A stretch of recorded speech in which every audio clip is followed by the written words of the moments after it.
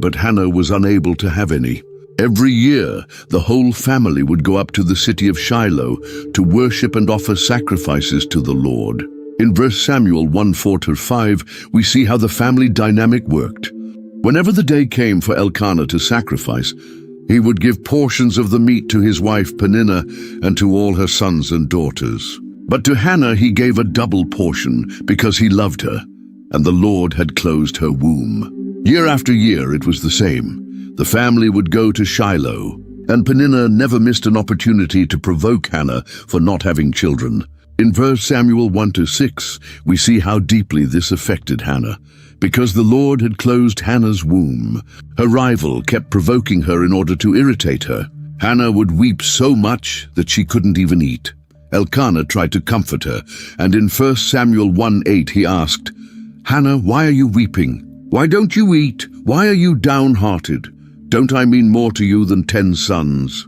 On one of those trips to Shiloh after the meal, Hannah got up. Her heart was broken. She entered the tabernacle and began to pray.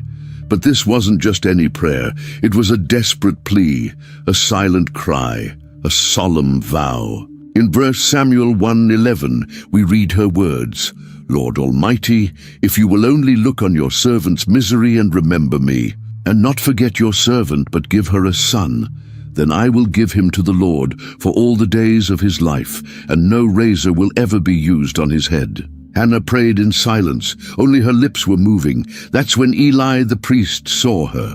In 1 Samuel 1:13-14, we see how he misunderstood what was happening. Hannah was praying in her heart, and her lips were moving, but her voice was not heard. Eli thought she was drunk and said to her, "How long are you going to stay drunk? Put away your wine." But Hannah responded with dignity. In 1 Samuel 1:15-16, she explains, "Not so, my lord. I am a woman who is deeply troubled. I have not been drinking wine or beer. I was pouring out my soul to the Lord. Do not take your servant for a wicked woman. I have been praying here out of my great anguish and grief." Eli then completely changed his approach. In 1 Samuel 1:17, we read his blessing, "Go in peace, and may the God of Israel grant you what you have asked of him." Hannah left that place changed. In 1 Samuel 1:18, we notice the difference. "May your servant find favor in your eyes." Then she went her way and ate something, and her face was no longer downcast. Elkanah and Hannah returned to their home in Ramah. And what happened was exactly what Hannah had prayed for. In 1 Samuel 1:19-20, we see the result of her faith. Early the next morning, they arose and worshipped before the Lord, and then went back to their home at Ramah. Elkanah made love to his wife Hannah, and the Lord remembered her. So in the course of time, Hannah became pregnant and gave birth to a son. She named him Samuel, saying, "Because I asked the Lord for him." The name Samuel is directly tied to the request Hannah made. It means heard by God or asked of God. It was the perfect reminder of the miracle that had taken place. When the time came for the next annual trip to the tabernacle, Hannah chose to stay behind. In 1 Samuel 1:22, she explains to her husband, "After the boy is weaned, I will take him and present him before the Lord, and he will live there always." Elkanah agreed, as we see in 1 Samuel 1:23. "Do what seems best to you. Stay here until you have weaned him. Only may the Lord make good his word." Eventually, the day came. Samuel was probably around 3 to 5 years old when he was weaned. Hannah brought him to the tabernacle in Shiloh, along with a generous offering. In 1 Samuel 1:24-25, we see what she brought. After he was weaned, she took the boy with her, young as he was, along with a 3-year-old bull, an ephah of flour and a skin of wine, and brought him to the house of the Lord at Shiloh. When the bull had been sacrificed, they brought the boy to Eli. Once there, Hannah approached Eli and reminded him of that moment years earlier. In 1 Samuel 1:26-27, she says, "Pardon me, my lord. As surely as you live, I am the woman who stood here beside you praying to the Lord. I prayed for this child, and the Lord has granted me what I asked of him." Then came the time to fulfill her vow. Hannah loved her son deeply. She had waited so long for him, but she loved God and his word even more. In 1 Samuel 1:28 she declares, "So now I give him to the Lord. For his whole life he will be given over to the Lord." The Bible then simply states, "And he worshipped the Lord there." After this, Hannah expressed her gratitude in a beautiful song, now known as Hannah's Prayer. It's a poetic and powerful expression of praise. In 1 Samuel 2:1-2 she begins, "My heart rejoices in the Lord. In the Lord my horn is lifted high. My mouth boasts over my enemies, for I delight in your deliverance. There is no one holy like the Lord. There is no one besides you. There is no rock like our God." Her song continues, describing how God reverses the fortunes of the humble and the proud. In 1 Samuel 2:7-8 she proclaims, "The Lord sends poverty and wealth. He humbles and he exalts. He raises the poor from the dust and lifts the needy from the ash heap. He seats them with princes and has them inherit a throne of honor." Hannah finishes her song with words that sound prophetic in 1 Samuel 2:10. "Those who oppose the Lord will be broken. The Most High will thunder from heaven. The Lord will judge the ends of the earth. He will give strength to his king and exalt the horn of his anointed." After that, Elkanah and Hannah went back home. But the boy Samuel stayed behind to serve the Lord under the care of the priest Eli. In 1 Samuel 2:11, we see this difficult separation. Then Elkanah went home to Ramah, but the boy ministered before the Lord under Eli the priest. Life away from his parents wasn't easy for such a young boy, but Hannah never forgot him. In 1 Samuel 2:19, we see her ongoing care. Each year his mother made him a little robe and took it to him when she went up with her husband to offer the annual sacrifice. It was a gesture of love that kept their bond alive despite the distance, and God blessed Hannah for her faithfulness. In 1 Samuel 2:21, we read how her family grew. "And the Lord was gracious to Hannah. She gave birth to 3 sons and 2 daughters. Meanwhile, the boy Samuel grew up in the presence of the Lord." As Samuel grew up in the tabernacle, he developed in an extraordinary way. In 1 Samuel 2:26 we read, "And the boy Samuel continued to grow in stature and in favor with the Lord and with people." His conduct stood in stark contrast to the corrupt behavior of Eli's sons. As the young Samuel grew in grace, Eli's sons, Hophni and Phinehas, became the very image of corruption. In 1 Samuel 2:12, the Bible describes them bluntly. Eli's sons were scoundrels. They had no regard for the Lord. The issue wasn't just a matter of faith, it was also a matter of conduct. They abused their priestly power. In 1 Samuel 2:13-14, we read about their behavior. Now it was the practice of the priests that whenever any of the people offered a sacrifice, the priest's servant would come with a 3-pronged fork in his hand while the meat was being boiled. He would plunge the fork into the pan or kettle or cauldron or pot, and whatever the fork brought up, the priest would take for himself. But they didn't stop there. In 1 Samuel 2:15-16, we learn they didn't even wait for the ritual to be completed. But even before the fat was burned, the priest's servant would come and say to the man who was sacrificing, "Give the priest some meat to roast. He won't accept boiled meat from you, only raw." If the man said to him, "Let the fat be burned first and then take whatever you want," the servant would answer, "No, hand it over now. If you don't, I'll take it by force." This was a serious offense. The fat was meant to be burned first, as part of the sacrifice to God. By demanding the meat before that, Eli's sons were effectively stealing from God what was due to him. In 1 Samuel 2:17, we see how God viewed their actions. This sin of the young men was very great in the Lord's sight, for they were treating the Lord's offering with contempt. But their disrespect for the sacrifices wasn't the only issue. Eli's sons also behaved immorally. In 1 Samuel 2:22, we're told, "Now Eli, who was very old, heard about everything his sons were doing to all Israel and how they slept with the women who served at the entrance to the tent of meeting." Eli did not remain silent about his son's actions. In 1 Samuel 2:23-24, he rebuked them. "Why do you do such things? I hear from all the people about these wicked deeds of yours. No, my sons, the report I hear spreading among the Lord's people is not good." But his rebuke was far too weak for the gravity of the situation. In 1 Samuel 2:25, we read that his words had no effect. But they would not listen to their father's rebuke, for it was the Lord's will to put them to death. Eli's passivity in the face of his son's abuse of power did not go unnoticed by God. A man of God was sent to confront him. In 1 Samuel 2:29, the prophet asked, "Why do you scorn my sacrifice and offering that I prescribed for my dwelling? Why do you honor your sons more than me by fattening yourselves on the choice parts of every offering made by my people Israel?" The prophet's message was clear. There would be consequences. In 1 Samuel 2:34, he prophesied, "And what happens? To your two sons, Hophni and Phinehas, will be a sign to you. They will both die on the same day." While Eli's household was marked for judgment, God was preparing a new leader. In 1 Samuel 3:1, we read about the times. The boy Samuel ministered before the Lord under Eli.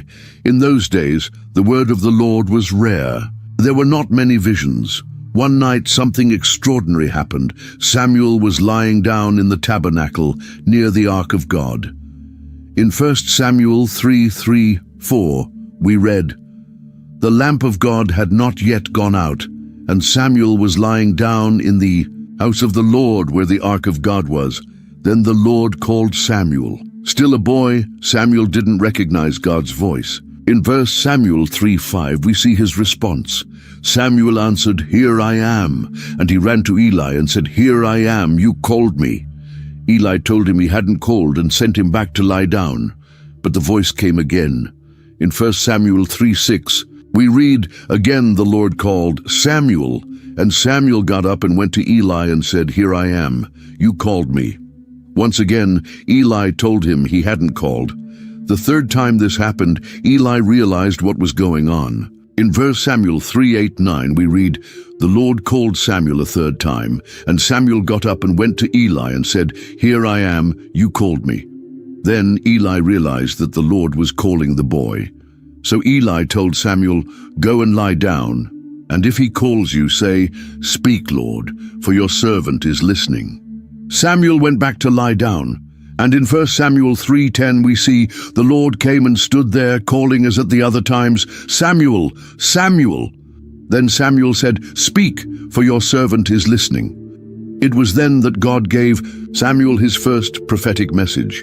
It was a difficult message about the judgment to come upon Eli's house. In 1 Samuel 3:11-12, God says, "See, I am about to do something in Israel that will make the ears of everyone who hears about it tingle. At that time, I will carry out against Eli everything I spoke against his family, from beginning to end." The message went on to explain the reason for the judgment. In 1 Samuel 3:13, God explains, "For I told him that I would judge his family forever because of the sin he knew about. His sons blasphemed God, and he failed to restrain them." The next morning, Samuel was afraid to tell Eli the vision, but in 1 Samuel 3:15-16, we see that Eli insisted Samuel lay down until morning and then opened the doors of the house of the Lord. He was afraid to tell Eli the vision, but Eli called him and said, "Samuel, my son." Samuel answered, "Here I am." Eli then asked Samuel to tell him everything, withholding nothing. In 1 Samuel 3:17-18 we read, "What was it he said to you?" Eli asked. "Do not hide it from me. May God deal with you, be it ever so severely, if you hide from me anything he told you." So Samuel told him everything, hiding nothing from him. Then Eli said, "He is the Lord. Let him do what is good in his eyes." This marked the beginning of Samuel's prophetic ministry. In 1 Samuel 3:19-20, we see how he grew into his calling. The Lord was with Samuel as he grew up, and he let none of Samuel's words fall to the ground. And all Israel from Dan to Beersheba recognized that Samuel was attested as a prophet of the Lord. Time passed, and the word of the Lord continued to come to Samuel. Meanwhile, the nation of Israel was once again facing an old enemy, the Philistines. In 1 Samuel 4:1-2, we see the beginning of the conflict, and Samuel's word came to all Israel. Now the Israelites went out to fight against the Philistines. The Israelites camped at Ebenezer, and the Philistines at Aphek. The Philistines deployed their forces to meet Israel, and as the battle spread, Israel was defeated by the Philistines, who killed about 4,000 of them on the battlefield. After this initial defeat, Israel's elders came up with an idea that seemed wise at the time. In 1 Samuel 4:3, they suggested, when the soldiers returned to camp, the elders of Israel asked, "Why did the Lord bring defeat on us today before the Philistines? Let us bring the ark of the Lord's covenant from Shiloh, so that he may go with us and save us from the hand of our enemies." It was a hasty decision, treating the ark like a war charm instead of what it truly was, a sacred symbol of God's presence. In 1 Samuel 4:4-5, we see how they carried out the plan.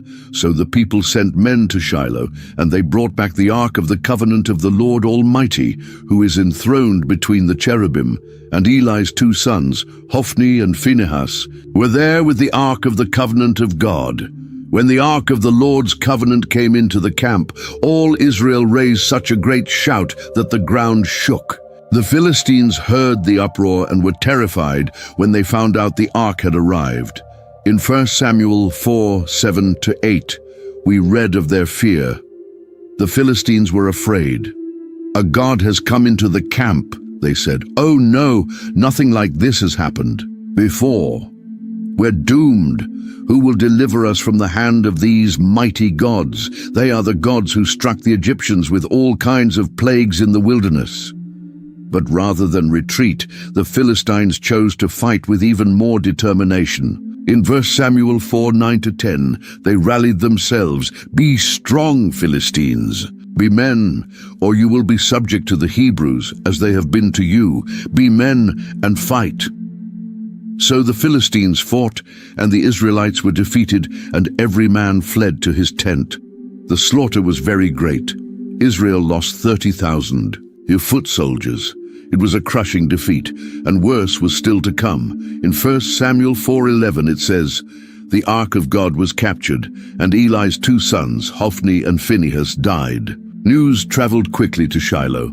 A man from the tribe of Benjamin ran from the battlefield, his clothes torn and dust on his head, signs of deep grief.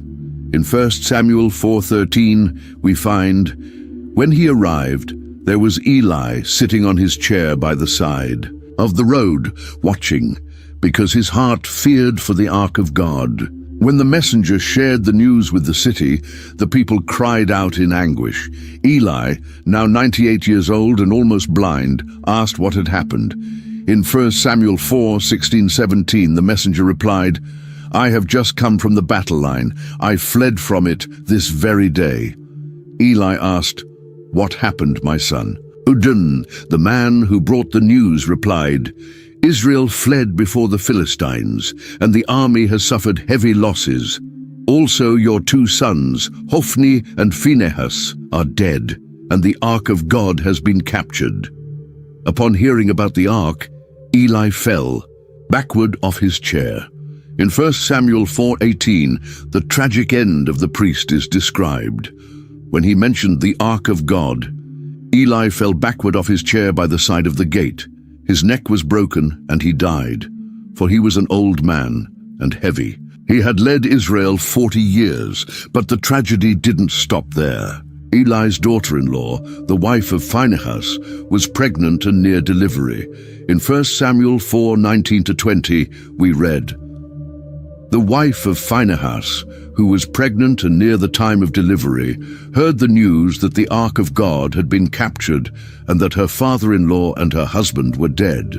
She went into labor and gave birth, but was overcome by her labor pains. With her last breath, she named the child with a name full of meaning.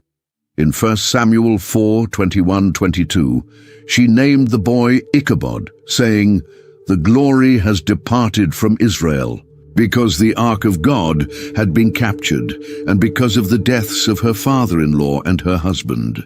She said, "The glory has departed from Israel, for the ark of God has been captured." Ichabod means no glory, a painful witness to the fact that God's presence, symbolized by the ark, had departed from Israel. While Israel mourned, the Philistines celebrated their victory. They brought the ark to Ashdod, one of their major cities, and placed it as a trophy in the temple of their god Dagon. In 1 Samuel 5:2-3 we read, "They carried the ark of God into the temple of Dagon and set it beside Dagon. When the people of Ashdod rose early the next day, there was Dagon fallen on his face on the ground before the ark of the Lord. They took Dagon and put him back in his place." But it wasn't just a fluke. The next day, something even more dramatic happened. In 1 Samuel 5:4, "But the following morning when they rose, there was Dagon fallen on his face on the ground before the ark of the Lord. His head and hands had been broken off and were lying on the threshold. Only his body remained." This was a clear sign that the God of Israel was greater than the Philistine idol. But divine judgment didn't stop at the statue. In 1 Samuel 5:6, "The Lord's hand was heavy on the people of Ashdod and its vicinity. He brought devastation on them and afflicted them with tumors." The people of Ashdod quickly realized the connection between their suffering and the ark. In 1 Samuel 5:7-8, "When the people of Ashdod saw what was happening, they said, 'The ark of the God of Israel must not stay here with us, because his hand is heavy on us and on Dagon our God.' So they called together all the rulers of the Philistines and asked them, 'What shall we do with the ark of the God of Israel?' They answered, 'Have the ark of the God of Israel moved to Gath.' So they moved the ark of the God of Israel. But the problem only followed them. In 1 Samuel 5:9, "But after they had moved it, the Lord's hand was against that city, throwing it into a great panic. He afflicted the people of the city, both young and old, with an outbreak of tumors, so they sent the ark to Ekron, another Philistine city. But even there terror spread." In 1 Samuel 5:11-12, we see their reaction. So they called together all the rulers of the Philistines and said, "Send the ark of the God of Israel away. Let it go back to its own place, so it won't kill us and our people." For death had filled the city with panic.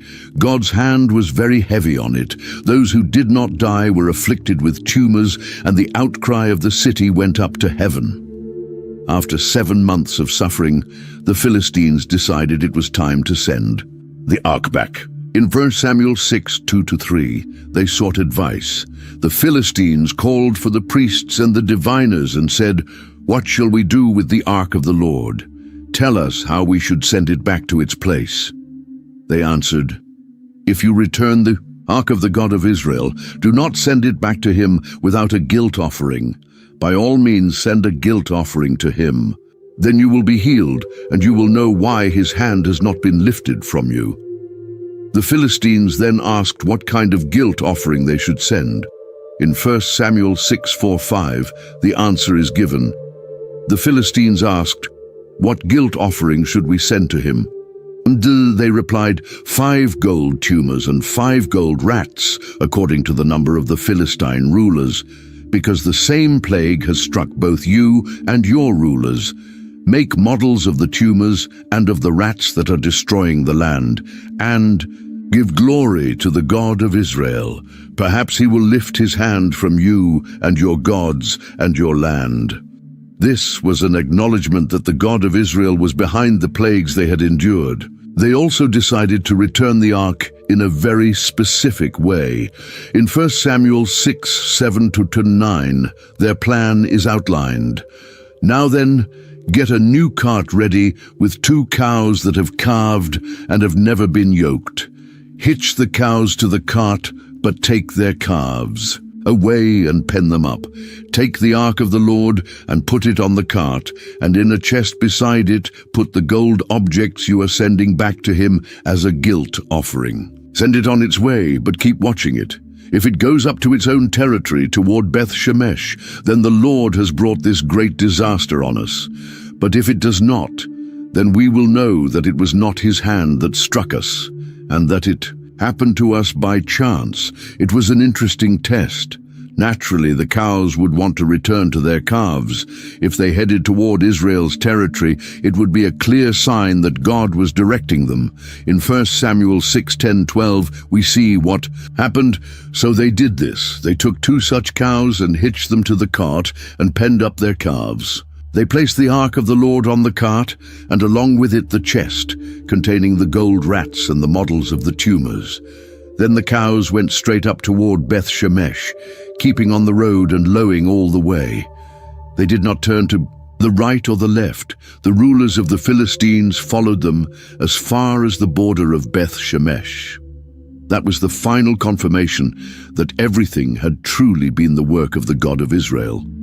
The people of Beth Shemesh were harvesting wheat in the valley when they saw the ark returning. In 1 Samuel 6:13, we read their reaction. Now the people of Beth Shemesh were harvesting their wheat in the valley, and when they looked up and saw the ark, they rejoiced at the sight. The cart came to the field of Joshua of Beth Shemesh and stopped there. In 1 Samuel 6:14-15, we see what happened next. The cart came to the field of Joshua of Beth Shemesh, and there it stopped beside a large rock. The people chopped up the wood of the cart and sacrificed the cows as a burnt offering to the Lord. The Levites took down the ark of the Lord together with the chest containing the gold objects and placed them on the large rock. It was a moment of great joy. The ark had returned to Israel, but something terrible was about to happen. Driven by curiosity, some men decided to look inside the ark. In 1 Samuel 6:19, we read the consequences. But God struck down some of the inhabitants of Beth Shemesh, putting 70 of them to death because they looked into the ark of the Lord. The people mourned because of the heavy blow the Lord had dealt them. It was a devastating blow for the community. The ark, which should have been a source of joy, brought death because of a lack of reverence. In 1 Samuel 6:20, we see the people's reaction. And the people of Beth Shemesh asked, "Who can stand in the presence of the Lord, this holy God? To whom will the ark go up from here?" So they decided to send messengers to Kiriath Jearim, asking them to come and take the ark. In 1 Samuel 6:21 we read, "Then they sent messengers to the people of Kiriath Jearim, saying, 'The Philistines have returned the ark of the Lord. Come down and take it up to your town.' The men of Kiriath Jearim came and took the ark. In 1 Samuel 7:1 we read where they brought it. So the men of Kiriath Jearim came and took up the ark of the Lord. They brought it to Abinadab's house on the hill and consecrated Eleazar his son to guard the ark of the Lord. It was a temporary solution, but one that lasted a long time. In 1 Samuel 7:2 we learn just how long. The ark remained at Kiriath Jearim a long time, 20 years in all. Then all the people of Israel turned back to the Lord. The story of the ark reveals an important truth. God's presence is powerful and holy.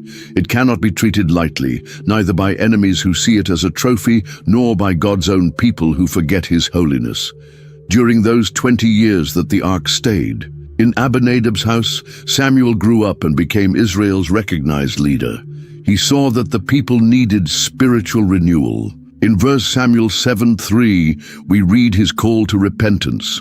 So Samuel said to all the Israelites, "If you are returning to the Lord with all your hearts, then rid yourselves of the foreign gods and the Ashtoreths, and commit yourselves to the Lord and serve him only, and he will deliver you out of the hand of the Philistines."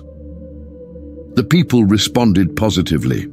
In 1 Samuel 7:4 we read, "So the Israelites put away their Baals and Ashtoreths and served the Lord only." Samuel then organized a large national assembly to confess sins and renew their covenant with God. In 1 Samuel 7:5-6, the details are given. Then Samuel said, "Assemble all Israel at Mizpah, and I will intercede with the Lord for you." When they had assembled at Mizpah, they drew water and poured it out before the Lord.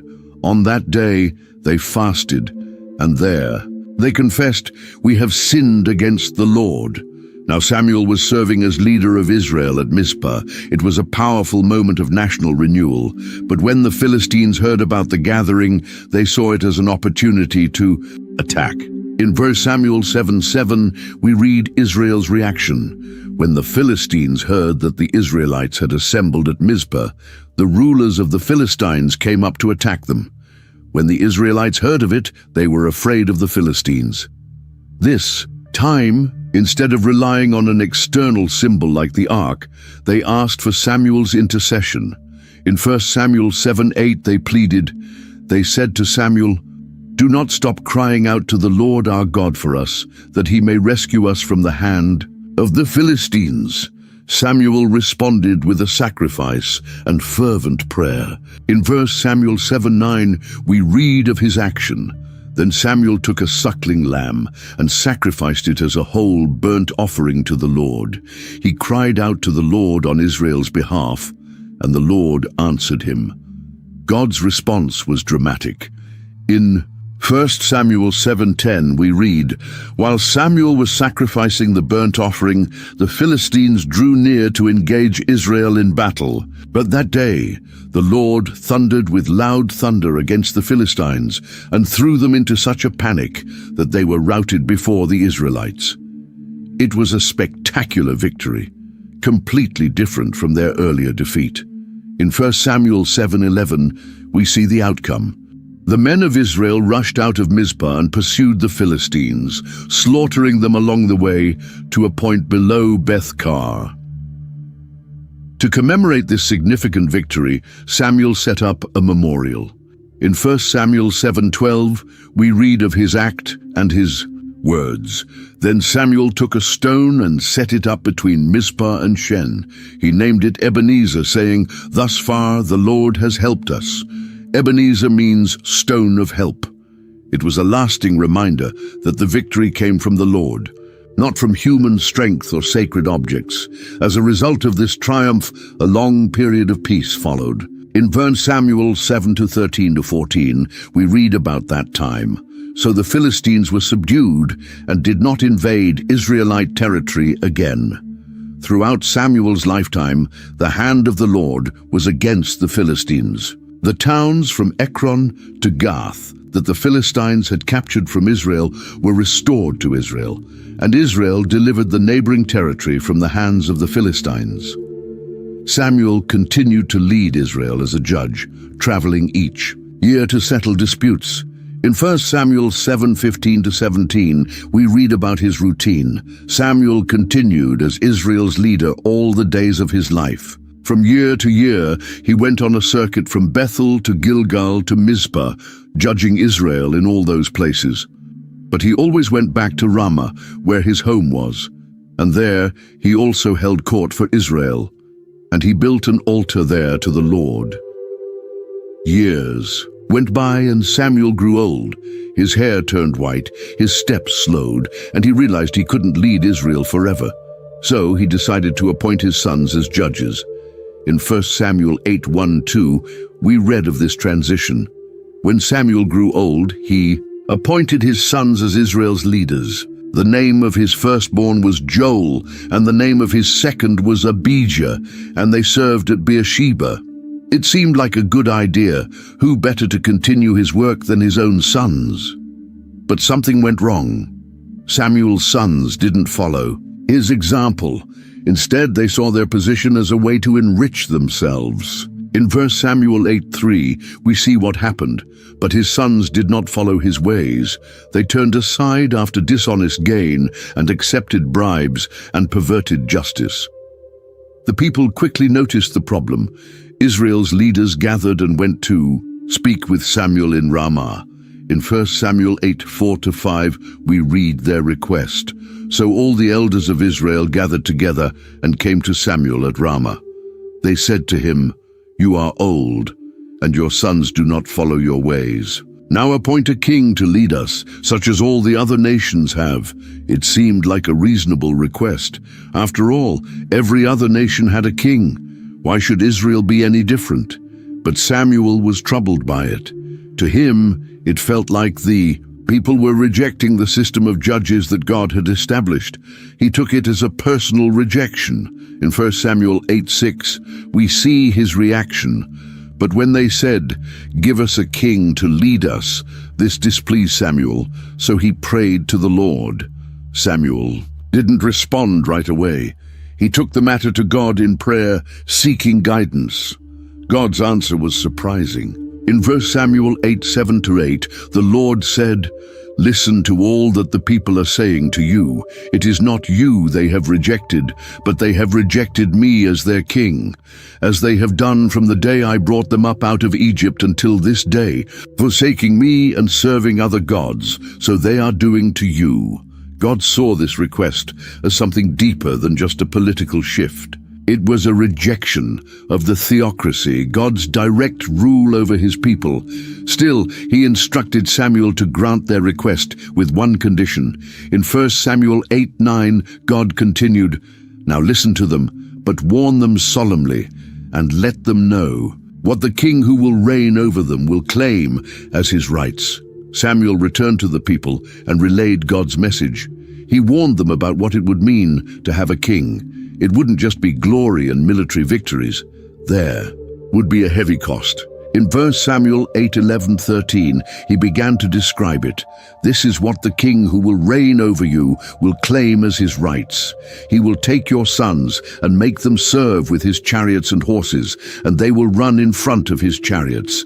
Some he will assign to be commanders of thousands and commanders of 50s, and others to plow his ground and reap his harvest, and still others to make weapons of war and equipment for his chariots. He will take your daughters to be perfumers and cooks and bakers." And that wasn't all. There would be taxes and loss of property. In 1 Samuel 8:14-17, Samuel continued, "He will take the best of your fields and vineyards and olive groves and give them to his attendants. He will take 1/10 of your grain and of your vintage and give it to his officials and attendants. Your male and female servants and the best of your cattle and donkeys he will take for his own use. He will take 1/10 of your flocks, and you, yourselves, will become his slaves." Samuel ended with a somber warning. In 1 Samuel 8:18, he cautioned, "When that day comes, you will cry out for relief from the king you have chosen, but the Lord will not answer you in that day." It was a clear warning. Having a king would mean losing freedoms, paying taxes, sending sons to the army, giving up land. It would be a one-way road, but the people were determined. In 1 Samuel 8:19-20, we see their reply. But the people refused to listen to Samuel. "No," they said, "we want a king over us. Then we will be like all the other nations, with a king to lead us and to go out before us and fight our battles." Samuel heard everything the people said and took their words back to the Lord. In 1 Samuel 8:21-22, we read the final decision. When Samuel heard all that the people said, he repeated it before the Lord. The Lord answered, "Listen to them and give them a king." Then Samuel said to the Israelites, "Everyone go back to your own town." It was official. Israel would have a king. Now they just needed to find the right man for the job. As the people returned to their towns, God was already preparing Israel's first king. In a small town within the territory of the tribe of Benjamin, there lived a man named Kish. He was wealthy and respected, and he had a remarkable son. In 1 Samuel 9:1-2, we meet this young man. There was a Benjamite, a man of standing, whose name was Kish, son of Abiel, the son of Zeror, the son of Bechorath, the son of Aphiah of Benjamin. Kish had a son named Saul, as handsome a young man as could be found anywhere in Israel, and he was a head taller than anyone else. Saul was an impressive young man, tall, handsome, strong. He looked exactly like what people imagined a king should look like. But at the time, he was simply doing chores on his father's farm. One day, some of Kish's donkeys went missing. That was a serious problem, since these animals were valuable. In 1 Samuel 9:3 we read, "Now the donkeys of Kish, Saul's father, were lost. And Kish said to his son Saul, 'Take one of the servants with you and go and look for the donkeys.' Saul obeyed. He and a servant set out to find the animals. They searched through hills and valleys, traveled across different regions, but found nothing. When they were far from home, the servant made a suggestion. In 1 Samuel 9:6 he said, 'Look, in this town there is a man of God. He is highly respected, and everything he says comes true. Let's go there now. Perhaps he will tell us what way to take.'" He was talking about Samuel, who often traveled to different towns to judge the people. Saul liked the idea, but he had a practical concern. In 1 Samuel 9:7 he asked, "But if we go, what can we give the man? The food in our sacks is gone. We have no gift to take to the man of God. What do we have?" It was customary to bring a gift when seeking advice from a prophet, but the servant had a solution. In 1 Samuel 9:8 he replied, "Look, I have 1/4 of a shekel of silver. I will give it to the man of God so that he will tell us what way to take." It was a small amount, but enough to show respect. As they entered the town, they came across some young women who were going out to draw water. Saul asked them about the seer, as prophets were called in those days. The girls told him that Samuel had just arrived for a special ceremony on the high place, where people would gather for sacrifice and a feast. What Saul didn't know was that his search for lost donkeys was about to change his life forever.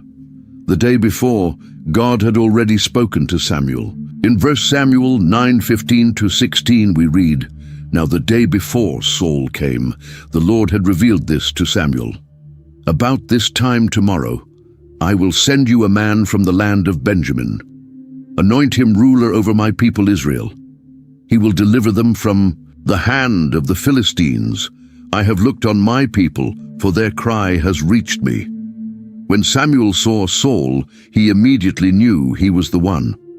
In 1 Samuel 9:17, when Samuel caught sight of Saul, the Lord said to him, "This is the man I spoke to you about. He will govern my people."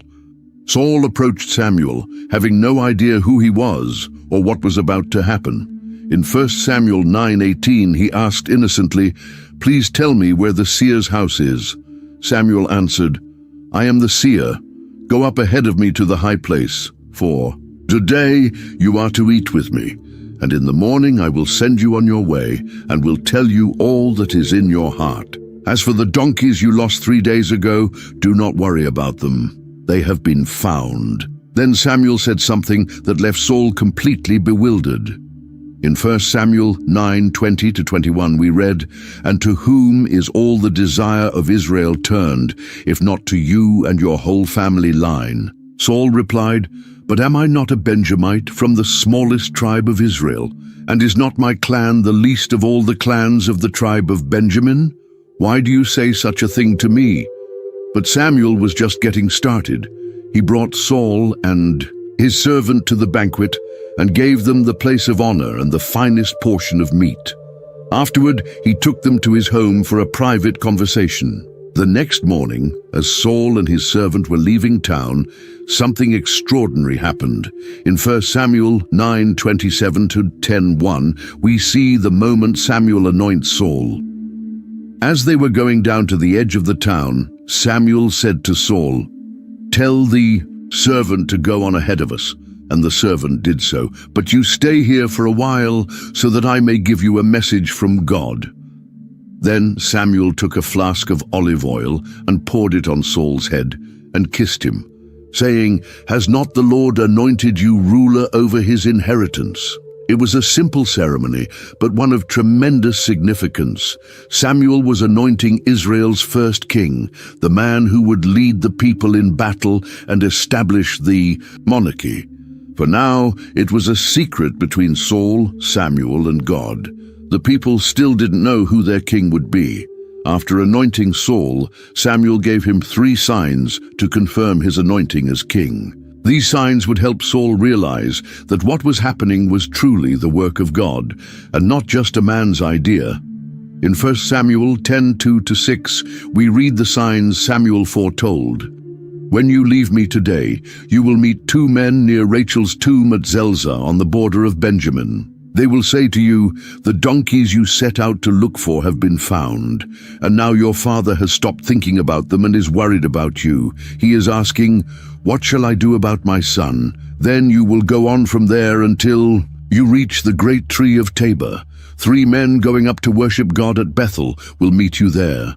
One will be carrying 3 young goats, another 3 loaves of bread, and another a skin of wine. They will greet you and offer you 2 loaves of bread, which you will accept from them. After that, you will go to Gibeah of God, where there is a Philistine outpost. As you approach the town, you will meet a procession of prophets coming down from the high place with lyres, tambourines, flutes, and harps being played before them, and they will be prophesying. The Spirit of the Lord will come powerfully upon you, and you will prophesy with them, and you will be changed into a different person. Samuel added one final instruction. In 1 Samuel 10:7-8, he says, once these signs are fulfilled, do whatever your hand finds to do, for God is with you. Go down ahead of me to Gilgal. I will surely come down to you to sacrifice burnt offerings and fellowship offerings. But you must wait 7 days until I come to you and tell you what you are to do. Saul left his meeting with Samuel and began the journey back home. And just as Samuel had said, the signs started to unfold one by one. First, he met 2 men who told him the donkeys had been found. Then he encountered 3 men on their way to Bethel, who offered him 2 loaves of bread. Finally, he arrived at Gibeah, where something truly extraordinary happened. In 1 Samuel 10:10-11, we read what occurred. When he and his servant arrived at Gibeah, a procession of prophets met him. The Spirit of God came powerfully upon him, and he joined in their prophesying. When all those who had formerly known him saw him prophesying with the prophets, they asked each other, what is this that has happened to the son of Kish? Is Saul also among the prophets? It was a dramatic transformation. Saul wasn't. Known for being religious or spiritually inclined, he was just a young farmer concerned about some lost donkeys. Seeing him prophesy among the prophets was so unexpected that people could hardly believe it. The moment was so striking that it gave rise to a popular saying. In 1 Samuel 10:12 we read, a man who lived there answered, and who is their father? So it became a saying, is Saul also among the prophets? After this extraordinary event, Saul returned home. There his uncle asked where he had been. In 1 Samuel 10:14-16, we see their exchange.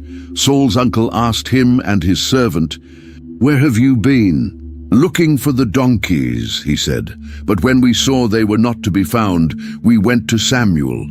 Saul's uncle said, tell me what Samuel said to you. Saul replied, he assured us that the donkeys had been found.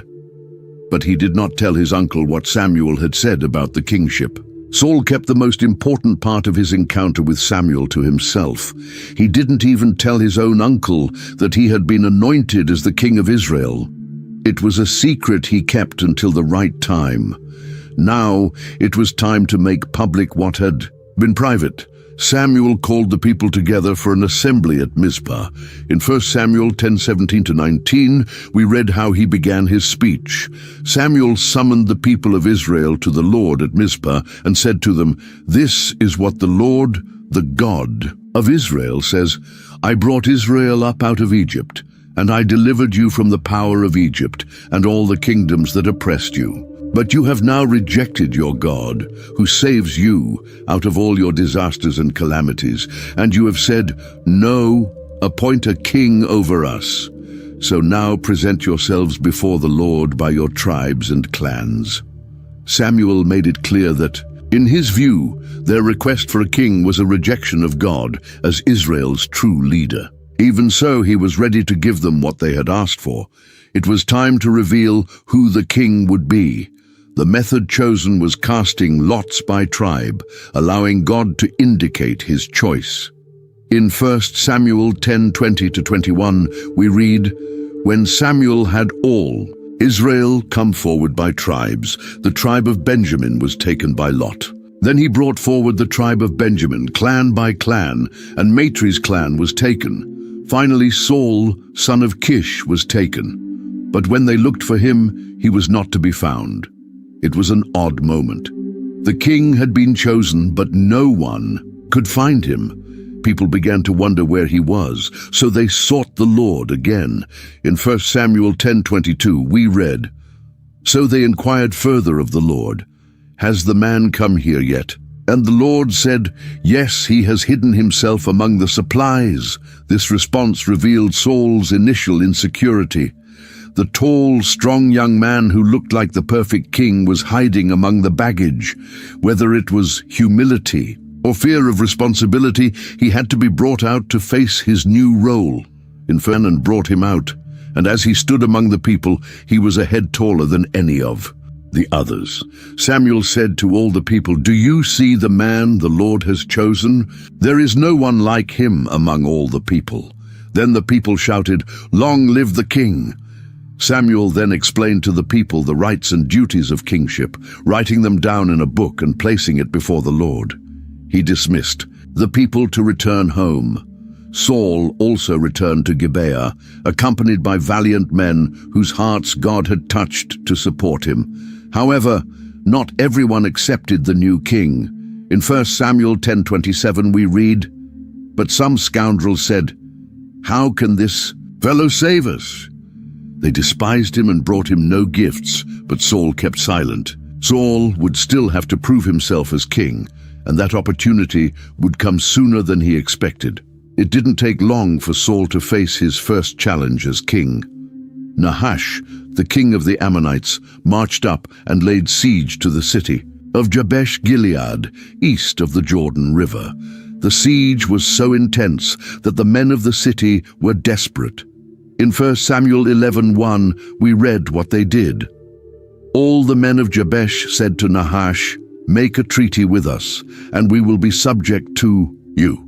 But Nahash didn't just want to conquer them, he wanted to humiliate them in a cruel way. In 1 Samuel 11:2, we see his reply. Nahash the Ammonite answered, 'I will make a treaty with you only on the condition that I gouge out the right eye of every one of you, and so bring disgrace on all Israel.'"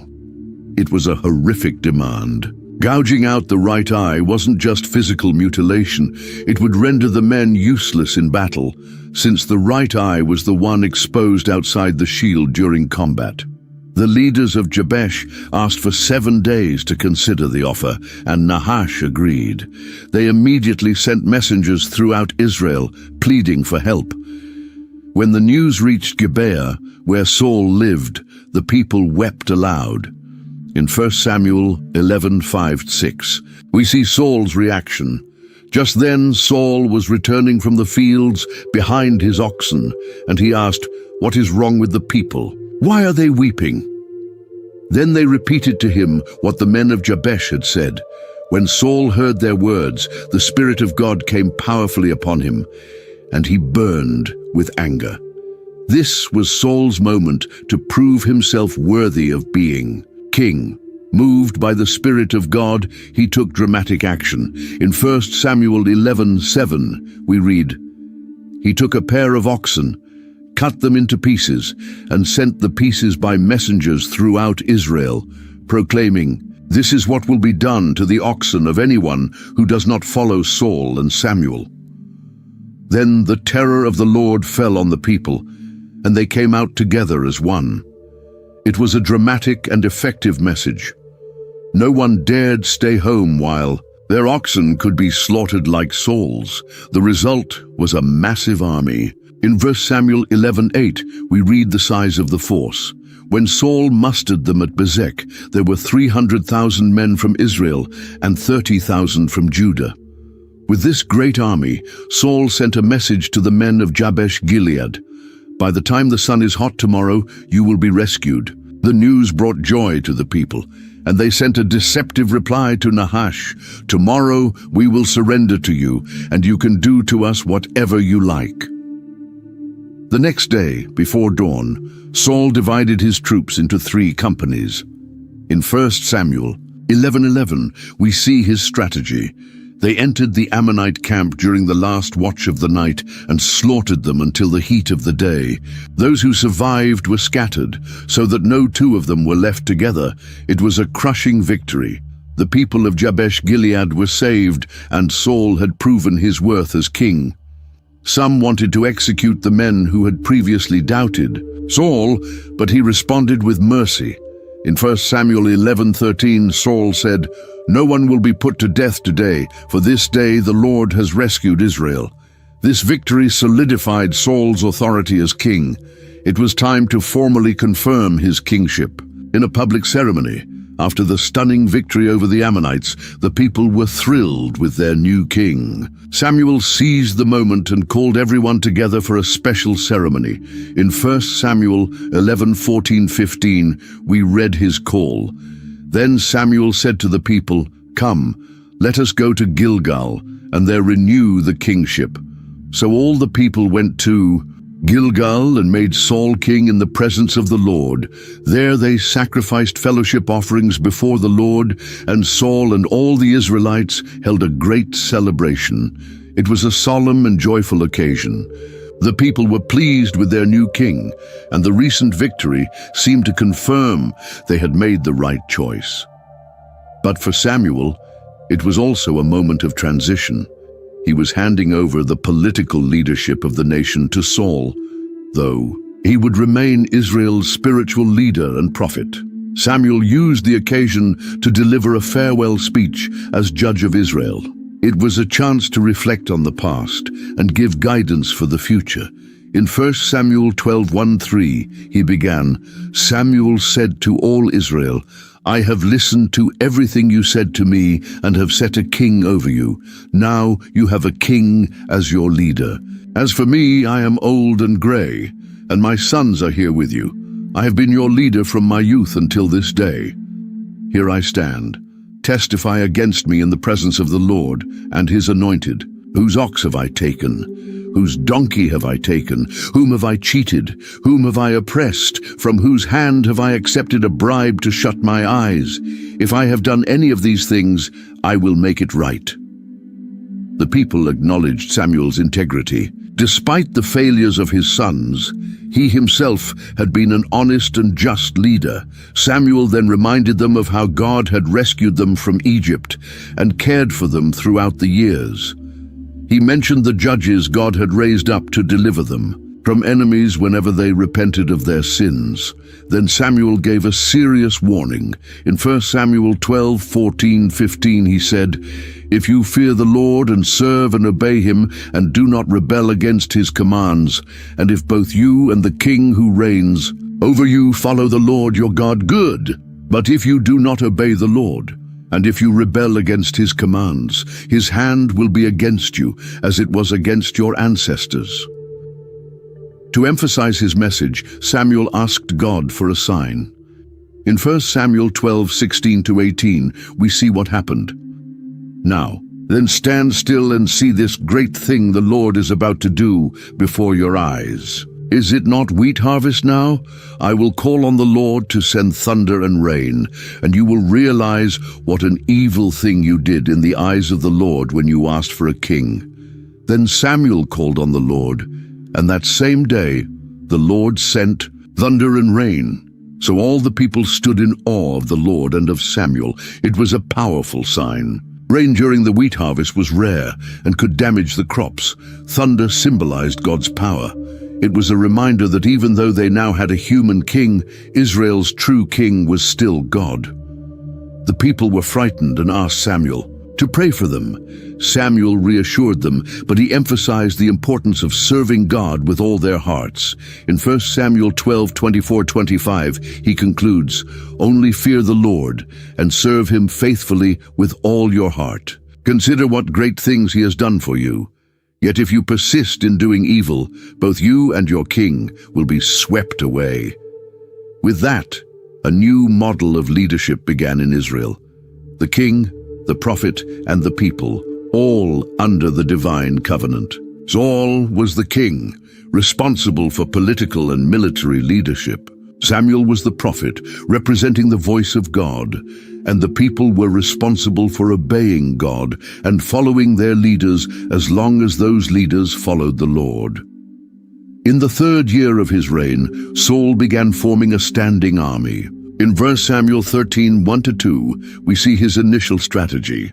Saul was 30 years old when he became king, and he reigned over Israel 42 years. Saul chose 3,000 men from Israel. 2,000 were with him at Michmash and in the hill country of Bethel, and 1,000 were with Jonathan at Gibeah in Benjamin.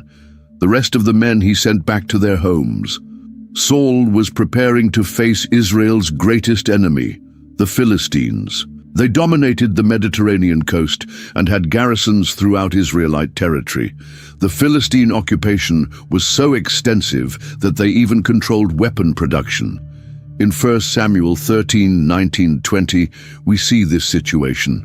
Not a blacksmith could be found in the whole land of Israel, because the Philistines had said, "Otherwise the Hebrews will make swords or spears." So all Israel went down to the Philistines to have their plow points, mattocks, axes, and sickles sharpened.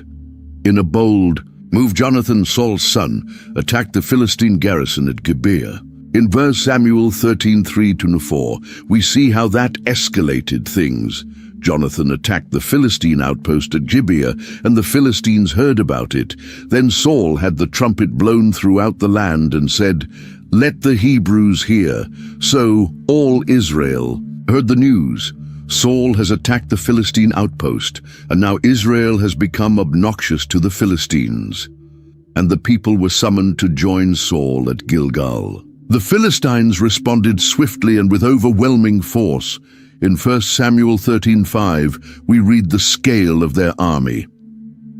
The Philistines assembled to fight Israel with 3,000 chariots, 6,000 charioteers, and soldiers as numerous as the sand on the seashore. They went up and camped at Michmash, east of Beth-aven. When the Israelites saw the vast Philistine army, they panicked. In 1 Samuel 13:6-7, we see their reaction. When the Israelites saw that their situation was critical and that their army was hard-pressed, they hid in caves and thickets, among the rocks and in pits and cisterns. Some Hebrews even crossed the Jordan to the land of Gad and Gilead. The mass desertion put Saul in a difficult position. Samuel had arranged to meet him at Gilgal, where he would offer sacrifices before the battle. In 1 Samuel 13:8 we read, "He waited 7 days, the time set by Samuel. But Samuel did not come to Gilgal, and Saul's men began to scatter." Saul was desperate. His troops were deserting, the enemy was ready to strike, and the prophet hadn't arrived. So he made a rash decision. In 1 Samuel 13:9-10, we read what he did. So he said, "Bring me the burnt offering and the fellowship offerings." And Saul offered up the burnt offering. Just as he finished making the offering, Samuel arrived, and Saul went out to greet him. This was a serious mistake. Only priests were authorized to offer sacrifices. As king, Saul had overstepped his bounds. When Samuel asked what he had done, Saul tried to justify himself. In 1 Samuel 13:11-12, he explains, "When I saw that the men were scattering, and that you did not come at the set time, and that the Philistines were assembling at Michmash, I thought, now the Philistines will come down against me at Gilgal, and I have not sought the Lord's favor. So I felt compelled to offer the burnt offering." But Samuel did not accept his excuses. In 1 Samuel 13:13-14, we see his stern response. "You have done a foolish thing," Samuel said. "You have not kept the command the Lord your God gave you. If you had, he would have established your kingdom over Israel for all time. But now your kingdom will not endure. The Lord has sought out a man after his own heart and appointed him ruler of his people, because you have not kept the Lord's command." This was the first prophetic warning against Saul. His reign would not last. God had already chosen another, a man after his own heart, to replace him. Samuel left, and Saul counted his remaining men, only 600. Despite this disastrous beginning, the battle ended well for Israel. Jonathan and his armor-bearer launched a surprise attack on the Philistine camp, throwing them into panic. God sent an earthquake, adding to the confusion, and the Philistines began fighting each other. Saul and his troops pursued them and won, an unexpected victory. But Saul's mistake at Gilgal had revealed a flaw in his character, a tendency to act impulsively and not wait for divine direction. It was a flaw that would resurface with even more serious consequences. Years passed, and Saul consolidated his reign, winning battles against many of Israel's enemies. Then one day Samuel came to him with a specific mission from God. In 1 Samuel 15:1-3, we read the divine command. Samuel said to Saul, "I am the one the Lord sent to anoint you king over his people Israel. So listen now to the message from the Lord. This is what the Lord Almighty says: I will punish the Amalekites for what they did to Israel when they waylaid them as they came up from Egypt. Now go, attack the Amalekites and totally destroy all that belongs to them. Do not spare them. Put to death men and women, children and infants, cattle and sheep, camels and donkeys." It was a severe command, an example of Herem, the complete destruction devoted to God. The Amalekites had attacked the Israelites during their exodus from Egypt, when they were weak and weary. God had promised that one day he would avenge that cruelty, and that day had now come. Saul gathered his army and attacked the Amalekites.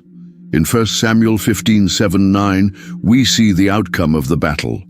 Then Saul attacked the Amalekites all the way. From Havilah to Shur, near the eastern border of Egypt, he took Agag, king of the Amalekites, alive, and all his people he totally destroyed with the sword. But Saul and the army spared Agag, and the best of the sheep and cattle, the fat calves and lambs, everything that was good. These they were unwilling to destroy completely, but everything that was despised and weak they totally destroyed. Once again, Saul had disobeyed. Instead of destroying everything as God had commanded, he preserved the enemy king and kept the best animals. It was partial obedience, driven by self-interest.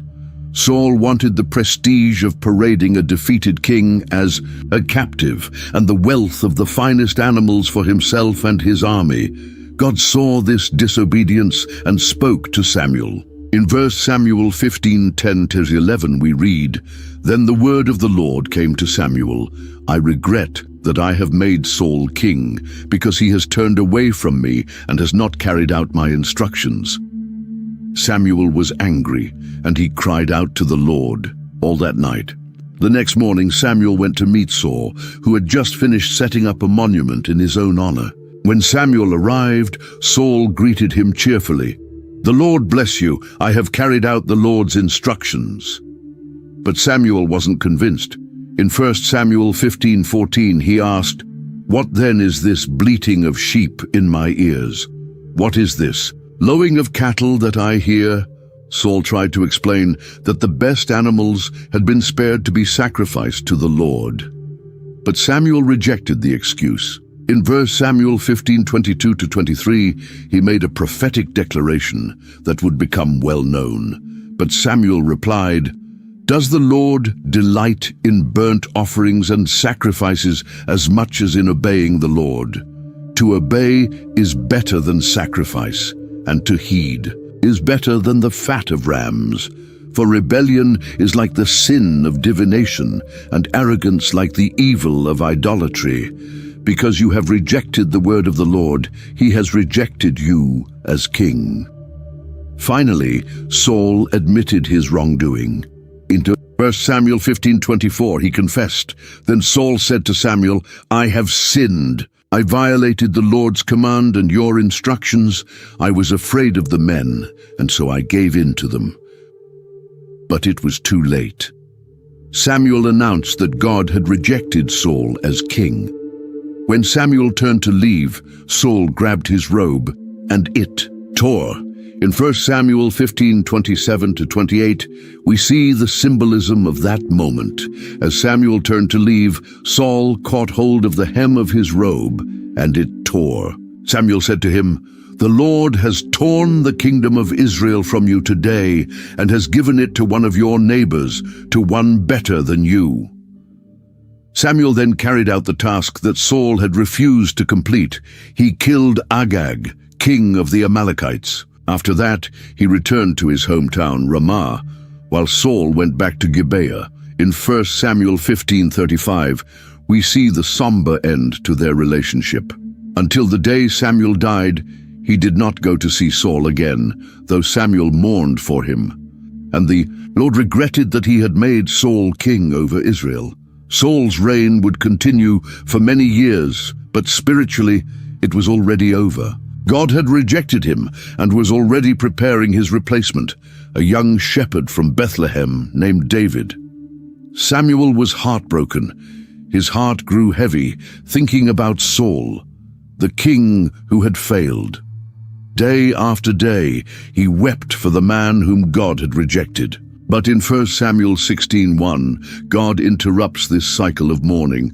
How long will you mourn for Saul, since I have rejected him as king over Israel? Fill your horn with oil and be on your way. I am sending you to Jesse of Bethlehem. I have chosen one of his sons to be king. Samuel was afraid. If Saul found out he was anointing a new king, his life would be in danger. In 1 Samuel 16:2-3, we see both his concern and God's solution. But Samuel said, How can I go? If Saul hears about it, he will kill me. The Lord said, Take a heifer with you and say, I have come to sacrifice to the Lord. Invite Jesse to the sacrifice, and I will show you what to do. You are to anoint for me the one I indicate. The prophet obeyed.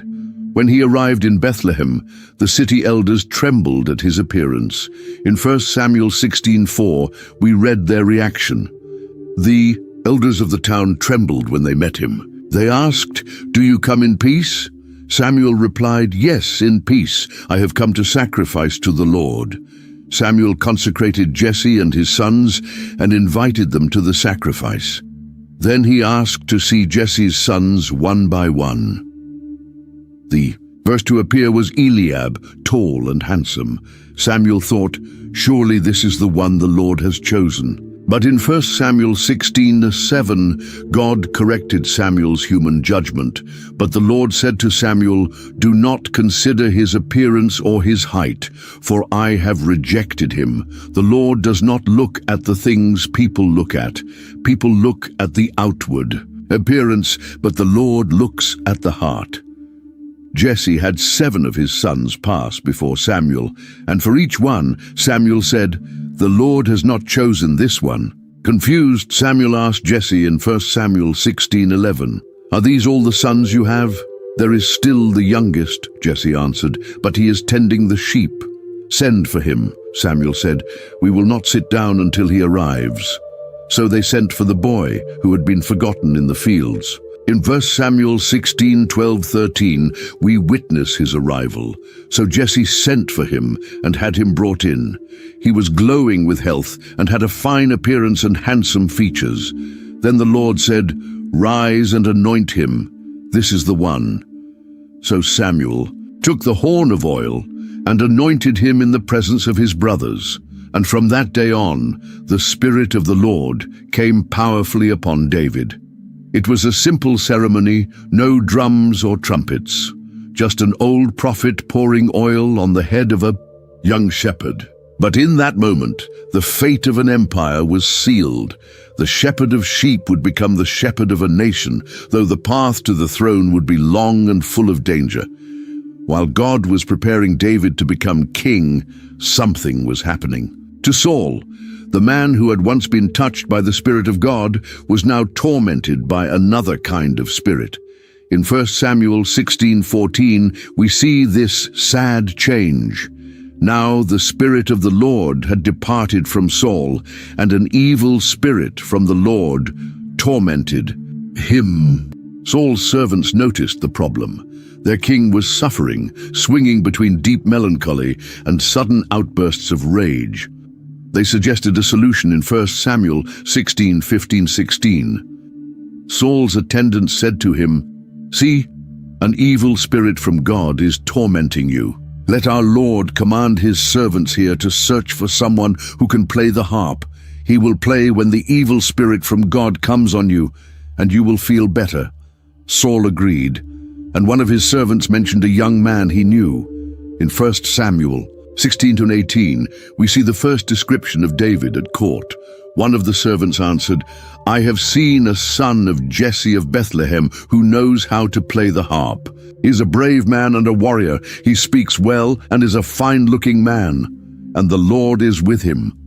Saul then sent messengers to Jesse, asking him to send his son, in 1 Samuel 16:19-20.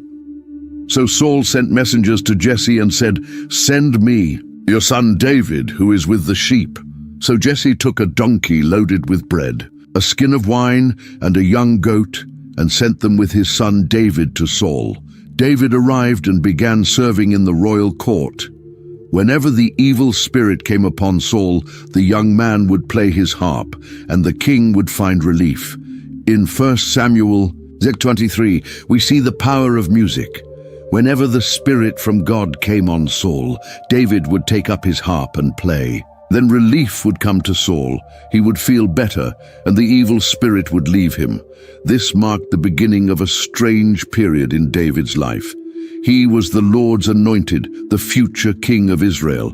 Yet he served the very man who sat on the throne that would one day be his. He lived a double life, sometimes returning to Bethlehem to tend his father's sheep, and other times playing music at court to calm a tormented king. David told no one about his anointing. He would wait for God's timing. The war with the Philistines was still raging. The two armies faced off in the valley of Elah. In 1 Samuel 17:3-4, we get the scene.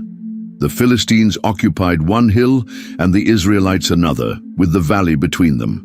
A champion named Goliath, who was from Gath, came out of the Philistine camp.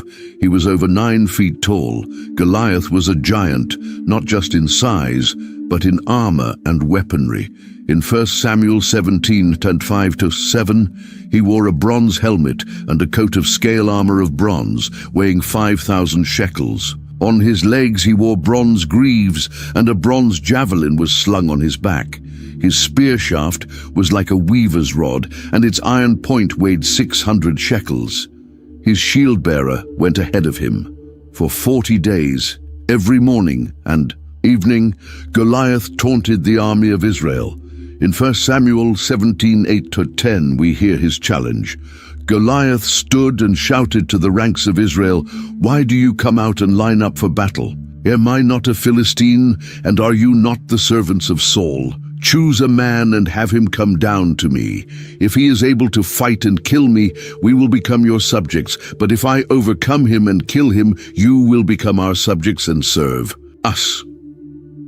Then the Philistine said, "This day I defy the armies of Israel. Give me a man, and let us fight each other." When Saul and all the Israelites heard this, they were terrified. No one dared to face the giant. Meanwhile, far away, David was, still tending his father's sheep. His 3 oldest brothers had joined Saul's army. One day, Jesse called David. In 1 Samuel 17:17-18, we see his request. Jesse said to his son David, "Take this ephah of roasted grain and these 10 loaves of bread for your brothers, and hurry to their camp. Take along these 10 cheeses to the commander of their unit. See how your brothers are, and bring back some assurance from them." David rose early the next morning and left the sheep with another shepherd.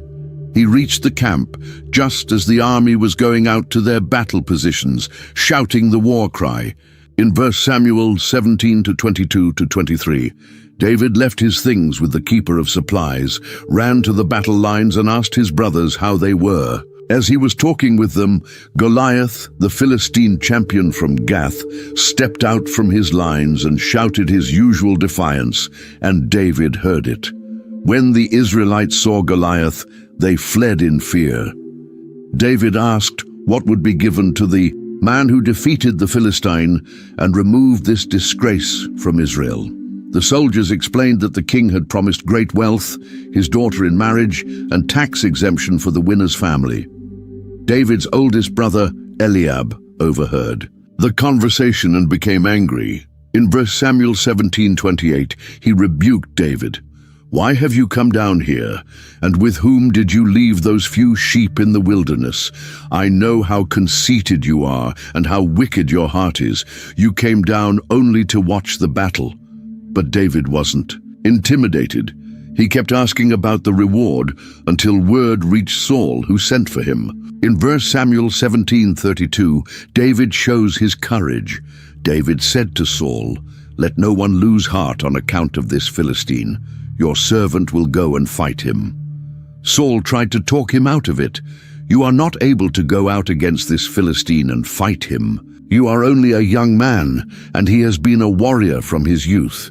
But David told the king how he had defended his father's flock from lions and bears. In 1 Samuel 17:36-37, he declares his faith. "Your servant has killed both the lion and the bear. This uncircumcised Philistine will be like one of them, because he has defied the armies of the living God. The Lord who rescued me from the paw of the lion and the paw of the bear will rescue me from the hand of this Philistine." Convinced, Saul said, "Go, and the Lord be with you." Saul offered David his own armor, but after trying it on, David realized he couldn't move in it. In 1 Samuel 17:39-40, we see his weapon of choice. David said, "I cannot go in these because I am not used to them." So he took them off. Then he took his staff in his hand, chose 5 smooth stones from the stream, put them in the pouch of his shepherd's bag, and with his sling in his hand, approached the Philistine. And so David stepped forward to face the giant, armed with nothing but a staff, a sling, and 5 smooth stones. The contrast couldn't have been more striking. On one side stood Goliath, nearly 3 meters tall, clad in armor, wielding heavy weapons, and with a shield-bearer before him. On the other side, a young shepherd in simple clothes, carrying a staff, a sling, and 5 stones in a pouch. David, the youngest and smallest of Jesse's 8 sons, facing off against the Philistines' champion. When Goliath saw David approaching, he was outraged. In 1 Samuel 17:42-44, we read of his contempt. When the Philistine looked and saw David, he despised him because he was just a boy, ruddy and handsome, and he said, "Am I a dog that you come at me with sticks?" And the Philistine cursed David by his gods. "Come here," he said, "and I'll give your flesh to the birds and the wild animals." But David wasn't intimidated. His response made it clear that this wasn't just a duel between 2 men. It was a clash of world views, a battle between 2 kinds of faith. In 1 Samuel 17:45-47, David boldly declared, "You come against me with sword and spear and javelin, but I come against you in the name of the Lord of hosts, the God of the armies of Israel, whom you have defied. This day the Lord will deliver you into my hands, and I'll strike you down and cut off your head. Today I will give the carcasses of the Philistine army to the birds and the wild animals, and the whole world will know that there is a God in Israel. And all those gathered here will know that it is not by sword or spear that the Lord saves. For the battle is the Lord's, and he will give all of you into our hands." As Goliath moved into attack, David ran quickly toward the battle line to meet him. In 1 Samuel 17:48-49, we see the decisive action. As the Philistine came closer to attack him, David ran quickly toward the battle line to meet him. Reaching into his bag, he took out a stone, slung it, and struck the Philistine on the forehead. The stone sank into his forehead, and he fell face down on the ground. And so David defeated the Philistine with a sling and a single stone. He didn't even need the other 4 he had picked up, but the battle wasn't quite over yet.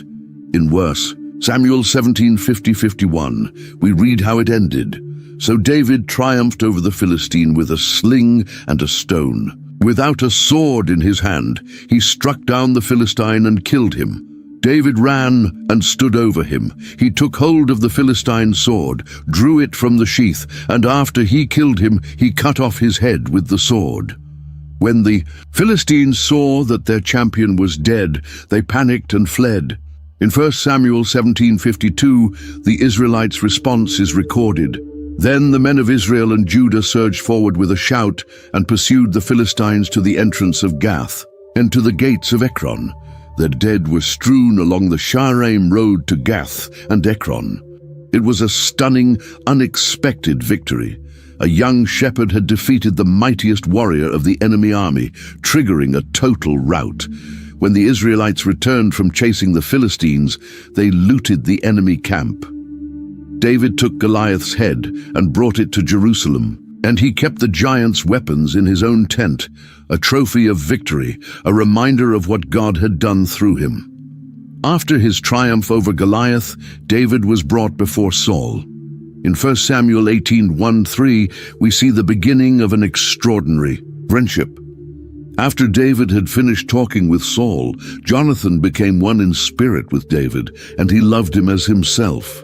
From that day, Saul kept David with him and did not let him return to his father's house.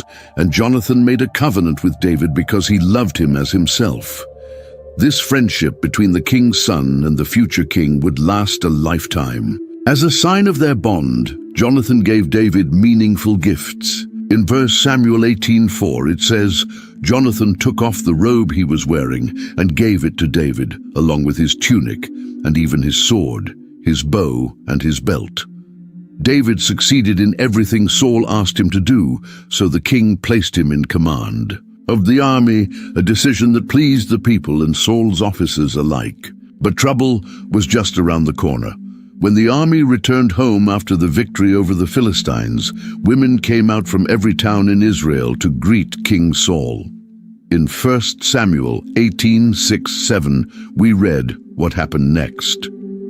When the men were returning home after David had killed the Philistine, the women came out from all the towns of Israel to meet King Saul with singing and dancing, with joyful songs, and with tambourines and lutes. As they danced, they sang, Saul has slain his thousands and David his tens of thousands.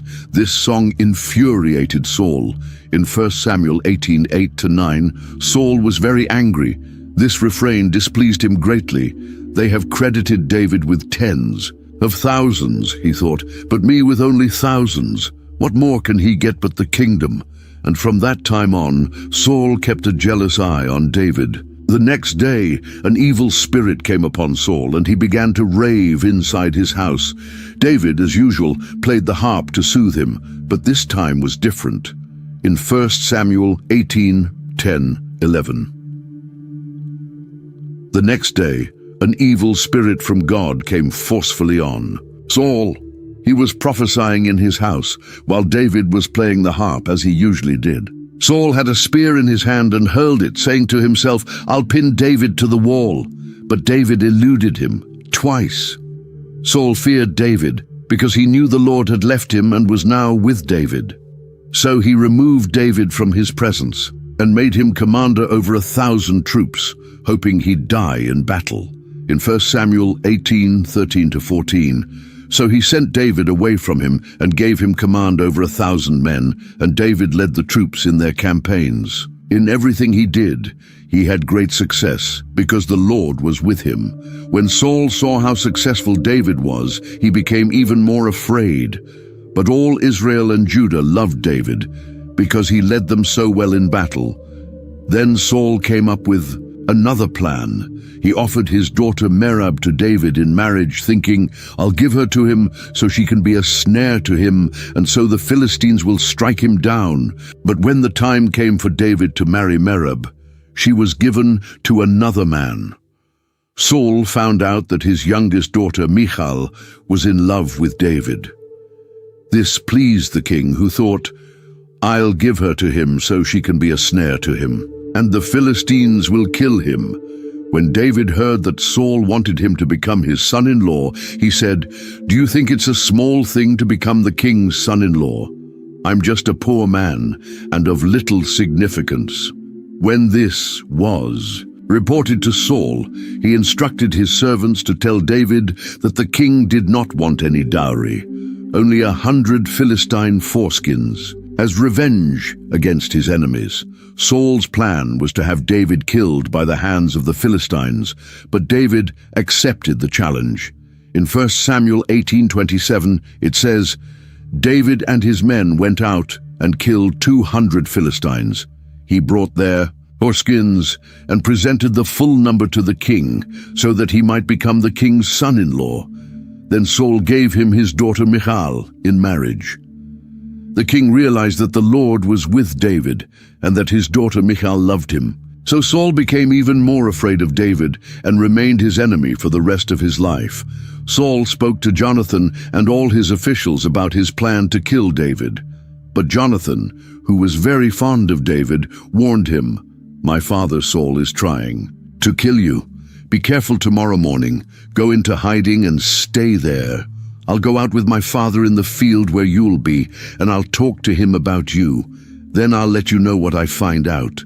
Jonathan spoke well of David to his father, reminding him of how David had helped Israel by defeating Goliath. In 1 Samuel 19:5, he said, "He risked his life to kill the Philistine, and the Lord brought about a great victory for all Israel.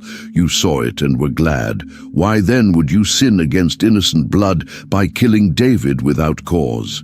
Saul listened to Jonathan and took an oath, "As surely as the Lord lives, David will not be put to death." Jonathan called David and told him everything. He brought David to Saul, and David served the king as before. But war soon broke out again, and David fought the Philistines and defeated them decisively, so they fled before him.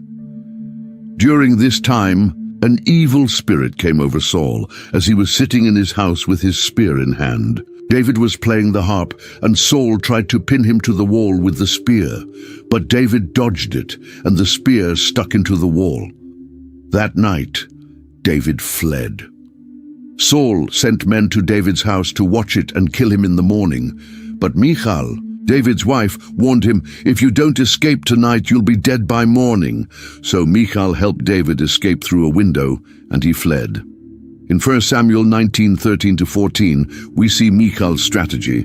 Then Michal took a household idol, laid it on the bed, put a pillow of goat's hair at the head, and covered it with a blanket. When Saul sent men to capture David, Michal said, "He is sick."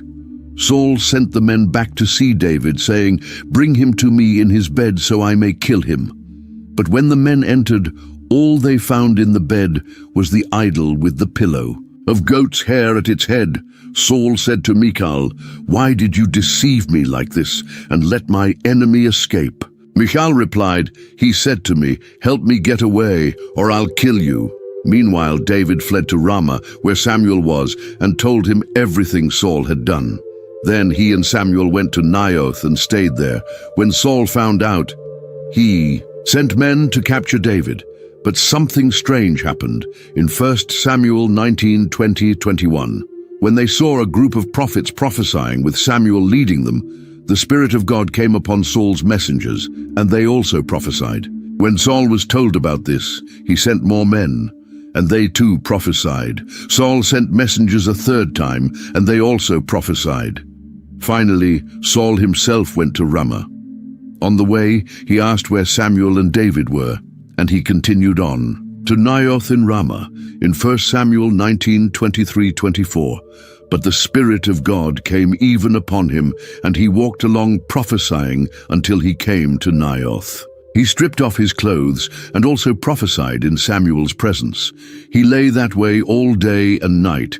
That's why people say, "Is Saul also among the prophets?"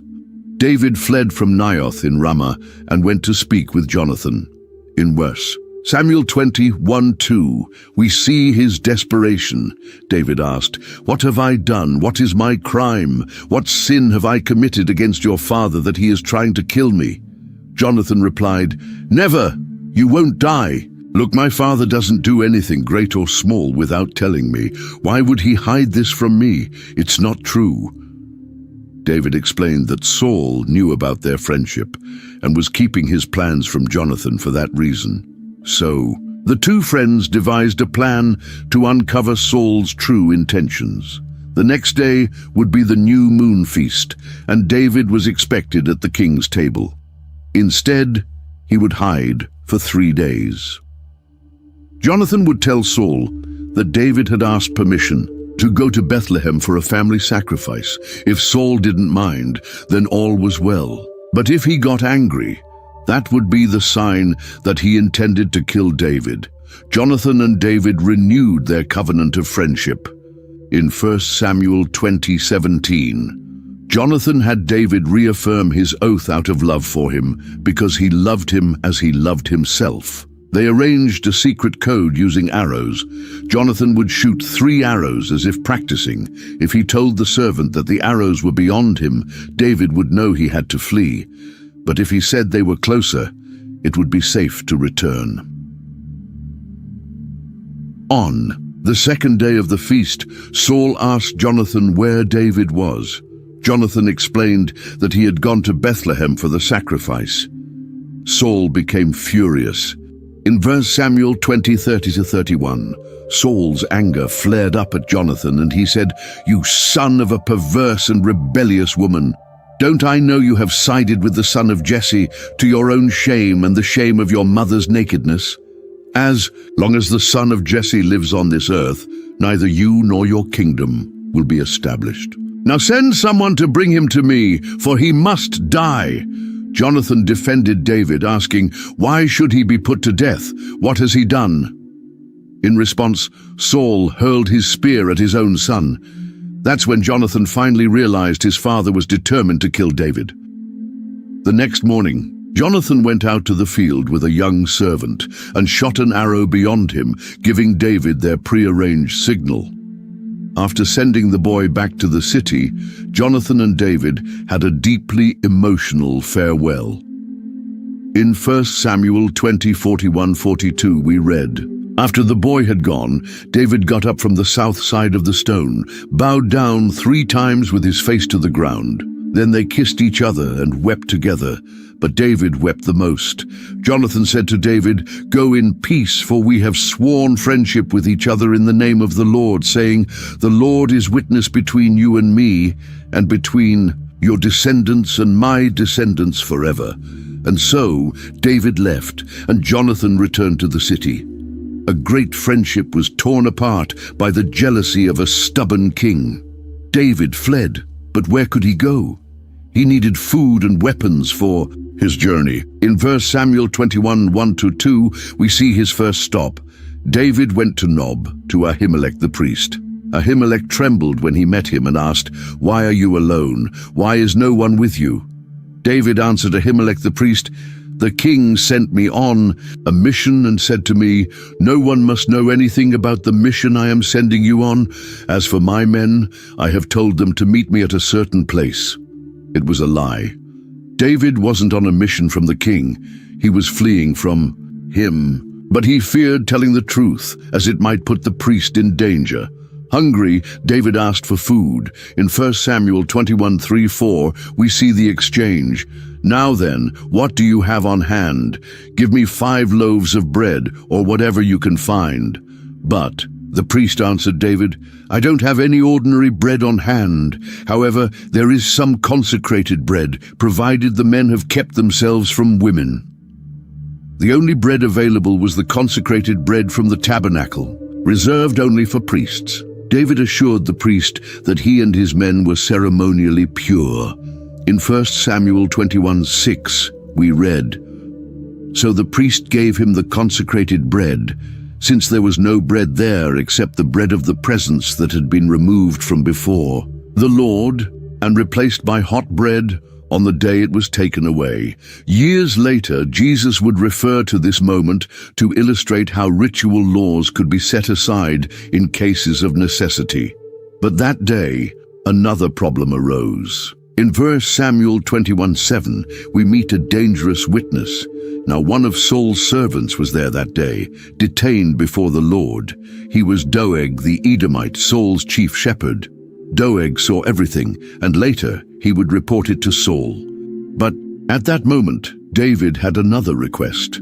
In 1 Samuel 21:8-9, we read, David asked Ahimelech, "Don't you have a spear or sword here?" "I didn't bring my sword or any other weapon because the king's mission was urgent." The priest replied, "The sword of Goliath the Philistine, whom you killed in the valley of Elah, is here. It is wrapped in a cloth behind the ephod. If you want it, take it. There is no sword here but that one." David said, "There is none like it. Give it to me." How ironic! David, now on the run for his life, was handed the very sword he had used to cut off the giant's head. A powerful reminder of how God had delivered him before and could do so again. With food and a weapon in hand, David left quickly, knowing he couldn't stay in Nob for long. But where would he go next? His next move would surprise everyone. David, once Israel's hero, was now alone, without allies, and hunted by the king. Where do you go when your own homeland isn't safe anymore? In 1 Samuel 21:10, we see his unexpected decision. That day, David fled from Saul and went to Achish, king of Gath. Gath was one of the key cities of the Philistines, the same people who had sent Goliath to fight Israel. It was like walking into the lion's den. Achish's officials quickly recognized him. In 1 Samuel 21:11, they said, "Isn't this David, the king of the land? Isn't he the one they sing about in their dances? Saul has slain his thousands, and David his tens of thousands." Realizing the danger, David became afraid. If the Philistines saw him as the killer of their champion and a celebrated Israelite warrior, they'd likely execute him. So, in desperation, he pulled an unexpected move. In 1 Samuel 21:13, we read, "So he pretended to be insane in their presence. And while he was in their hands, he acted like a madman, making marks on the doors of the gate and letting saliva run down his beard." The plan worked. Achish didn't want a madman around. In 1 Samuel 21:14-15, he says, "Look at the man. He's insane. Why bring him to me? Am I so short of madmen that you bring this fellow here to carry on like this in front of me?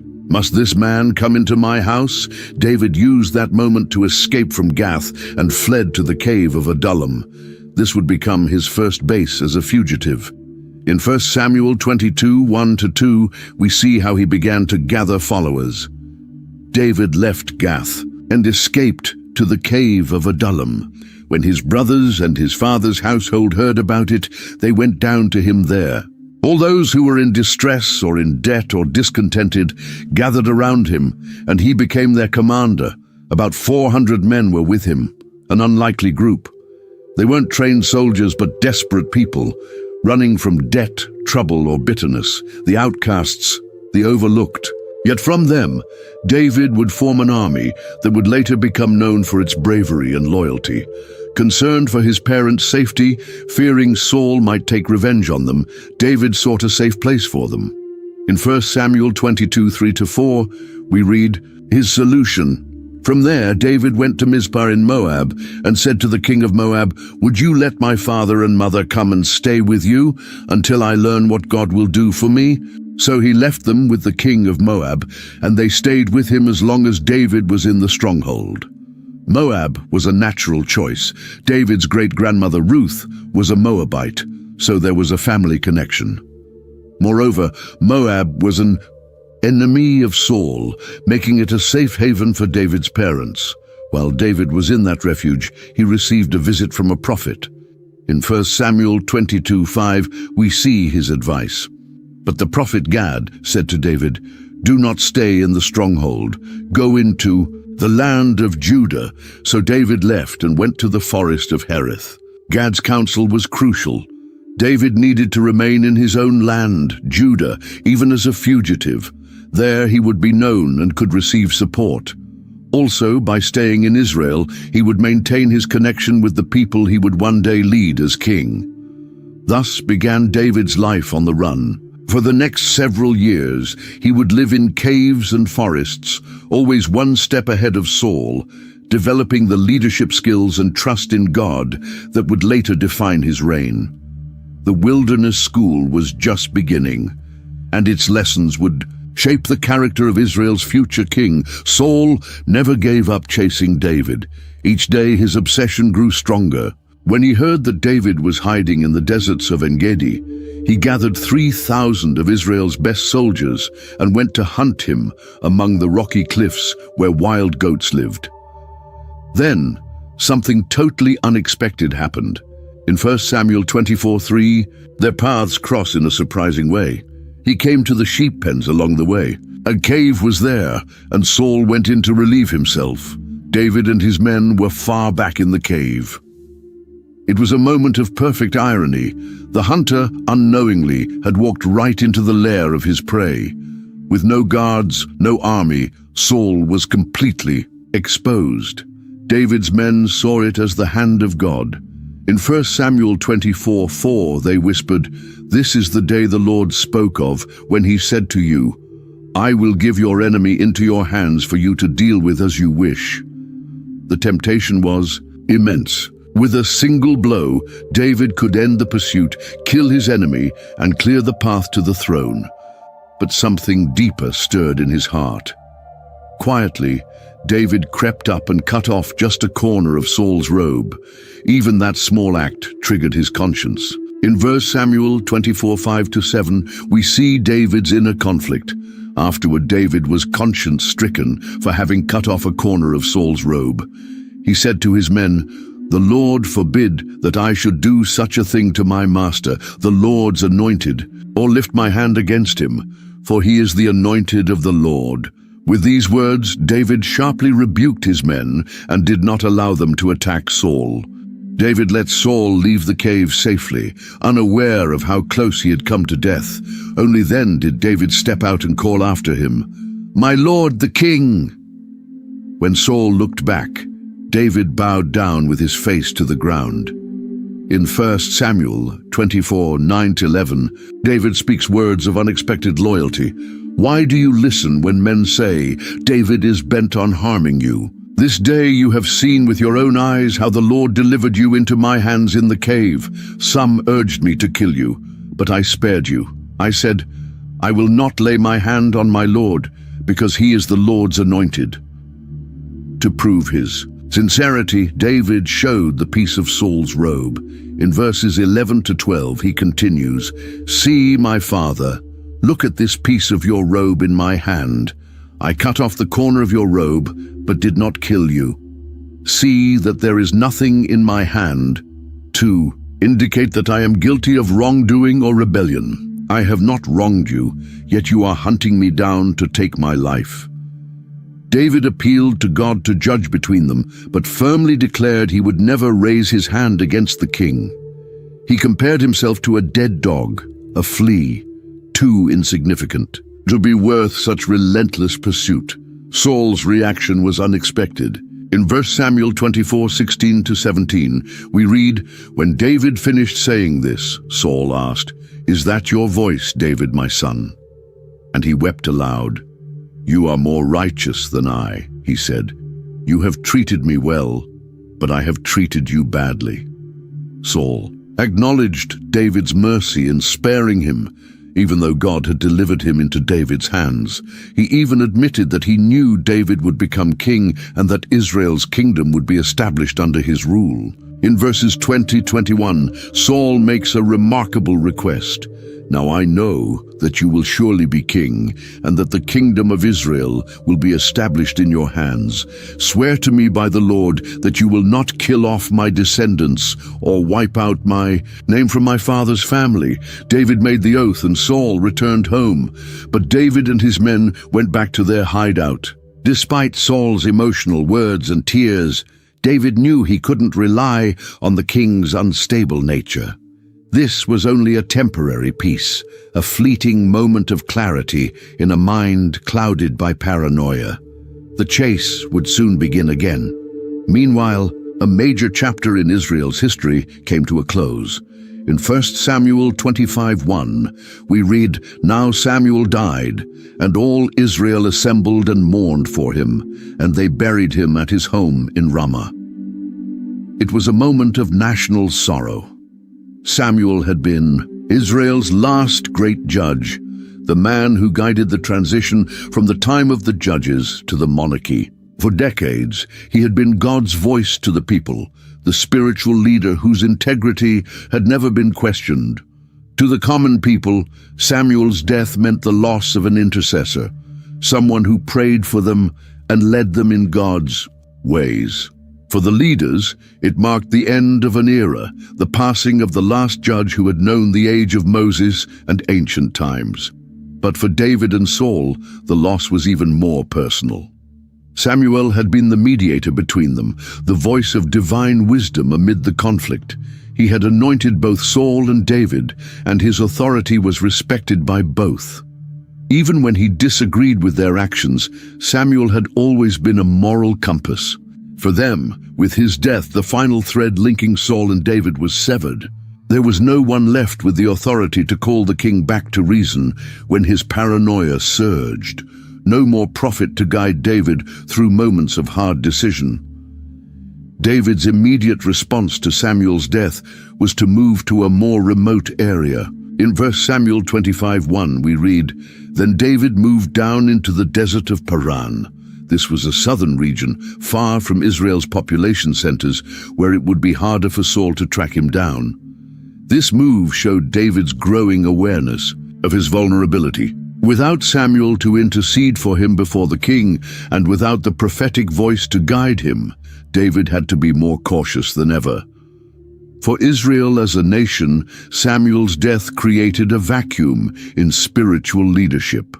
Saul had long since lost divine favor, and David, though anointed by God, was not yet king. The priests had been scattered after the massacre at Nob, and there was no prophet of Samuel's stature to step into his place.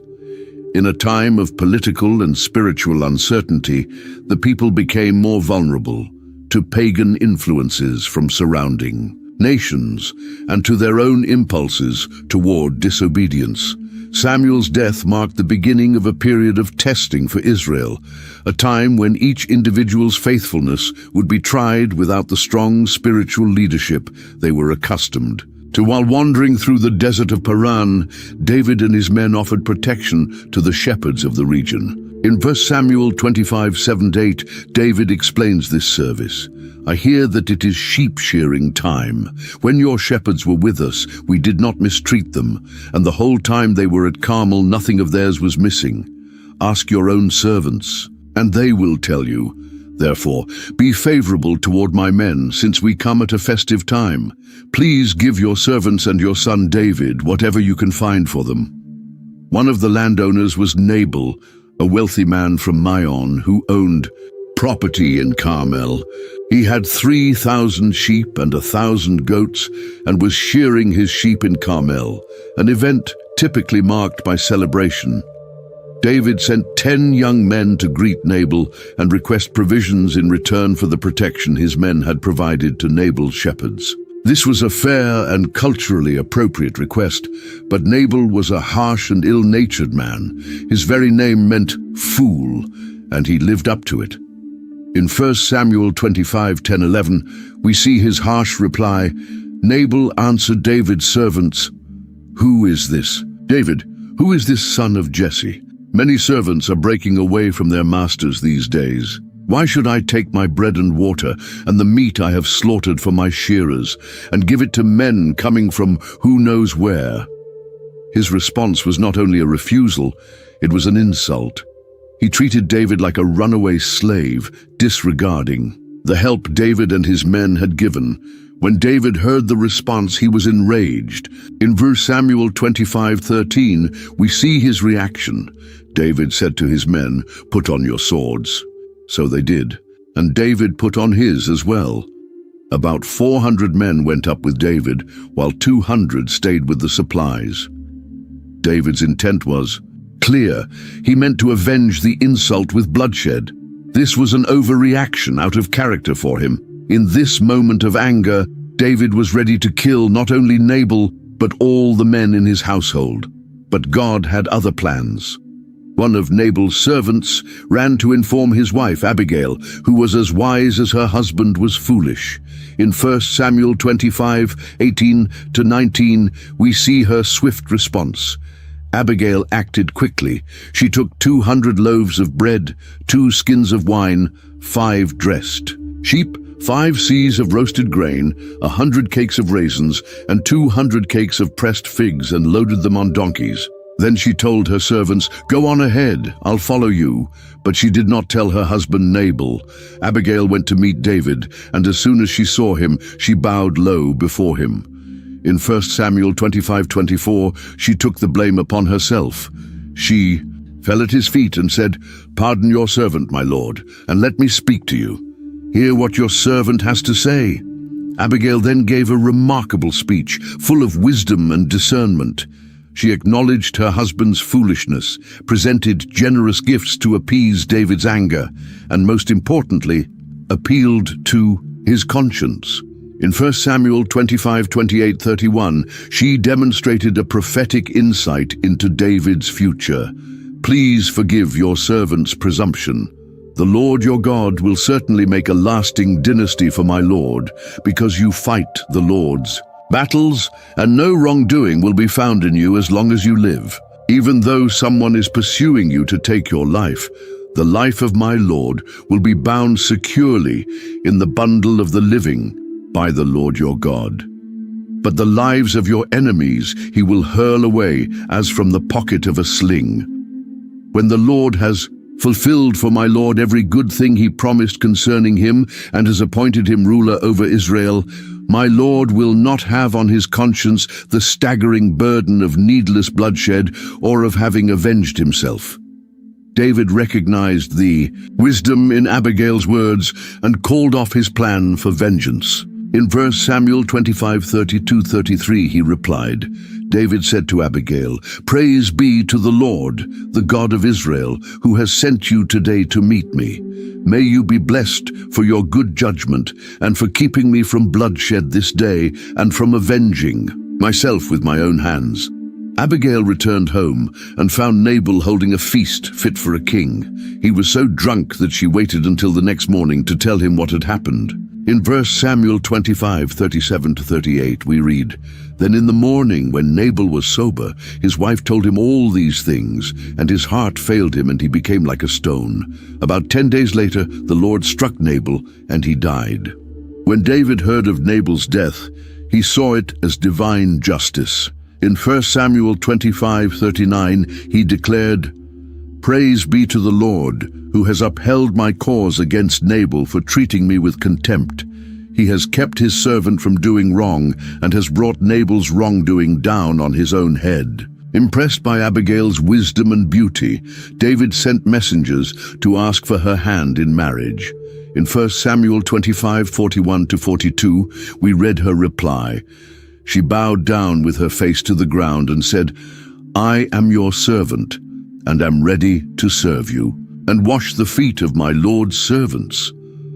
Abigail quickly got on a donkey, and attended by her 5 female servants, went with David's messengers and became his wife. David had found a wife who was not only beautiful, but also wise, discreet, and courageous, qualities that would prove invaluable for the wife of a future king.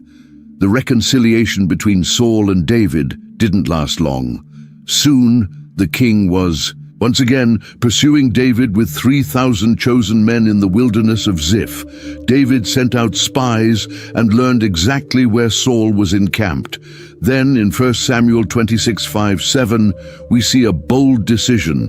Then David set out and went to the place where Saul had camped. He saw where Saul and Abner, son of Ner, the commander of the army, had lain down. Saul was lying inside the camp with the army encamped around him.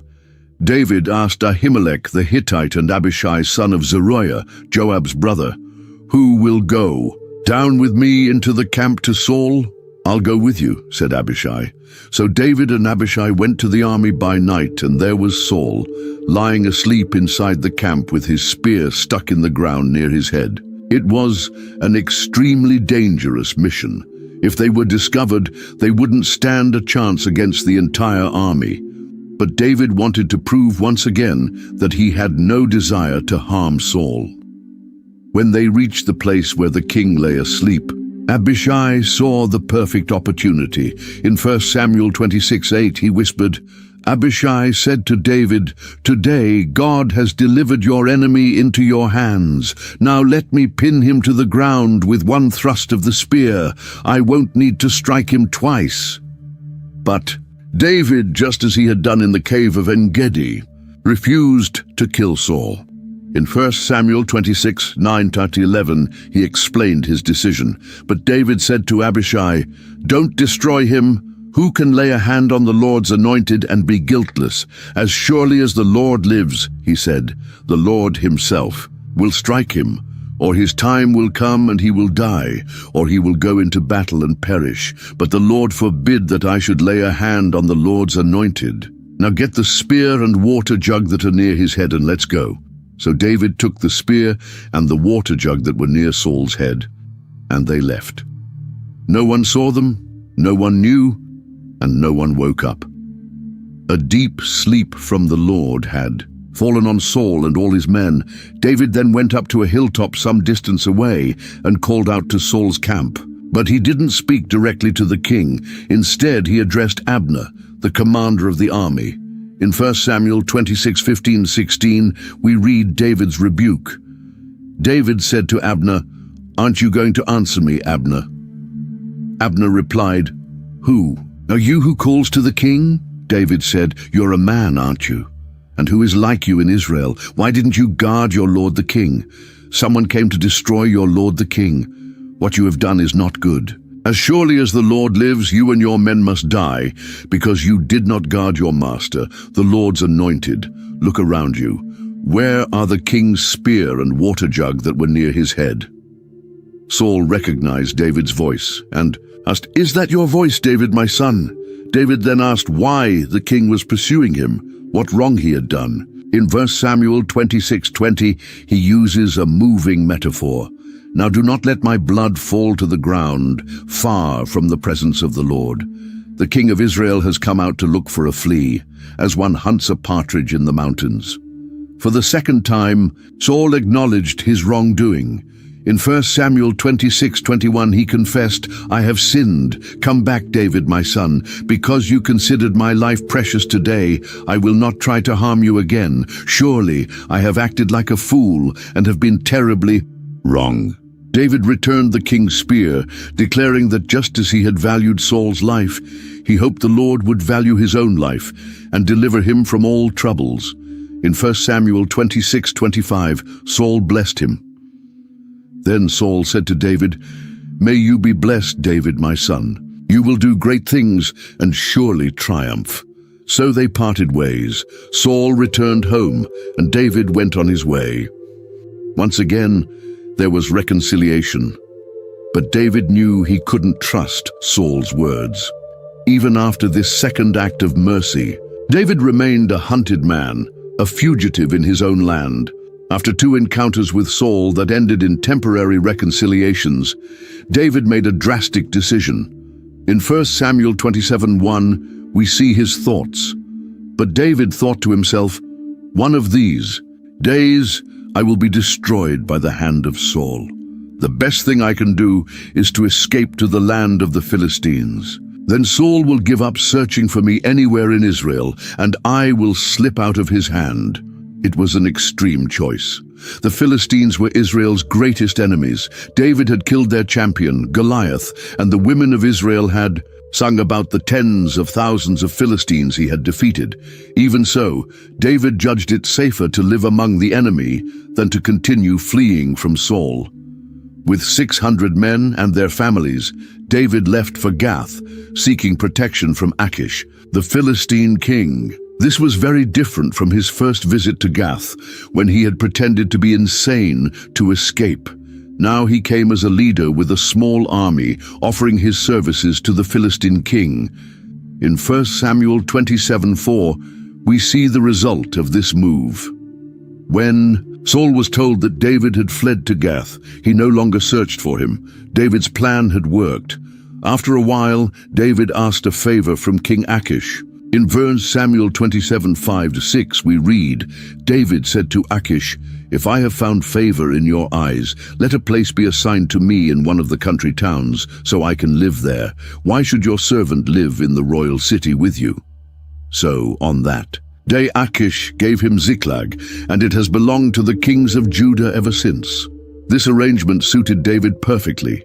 Living in Ziklag, away from Achish's direct oversight, gave him more freedom to act. David remained in Philistine territory for a year and 4 months.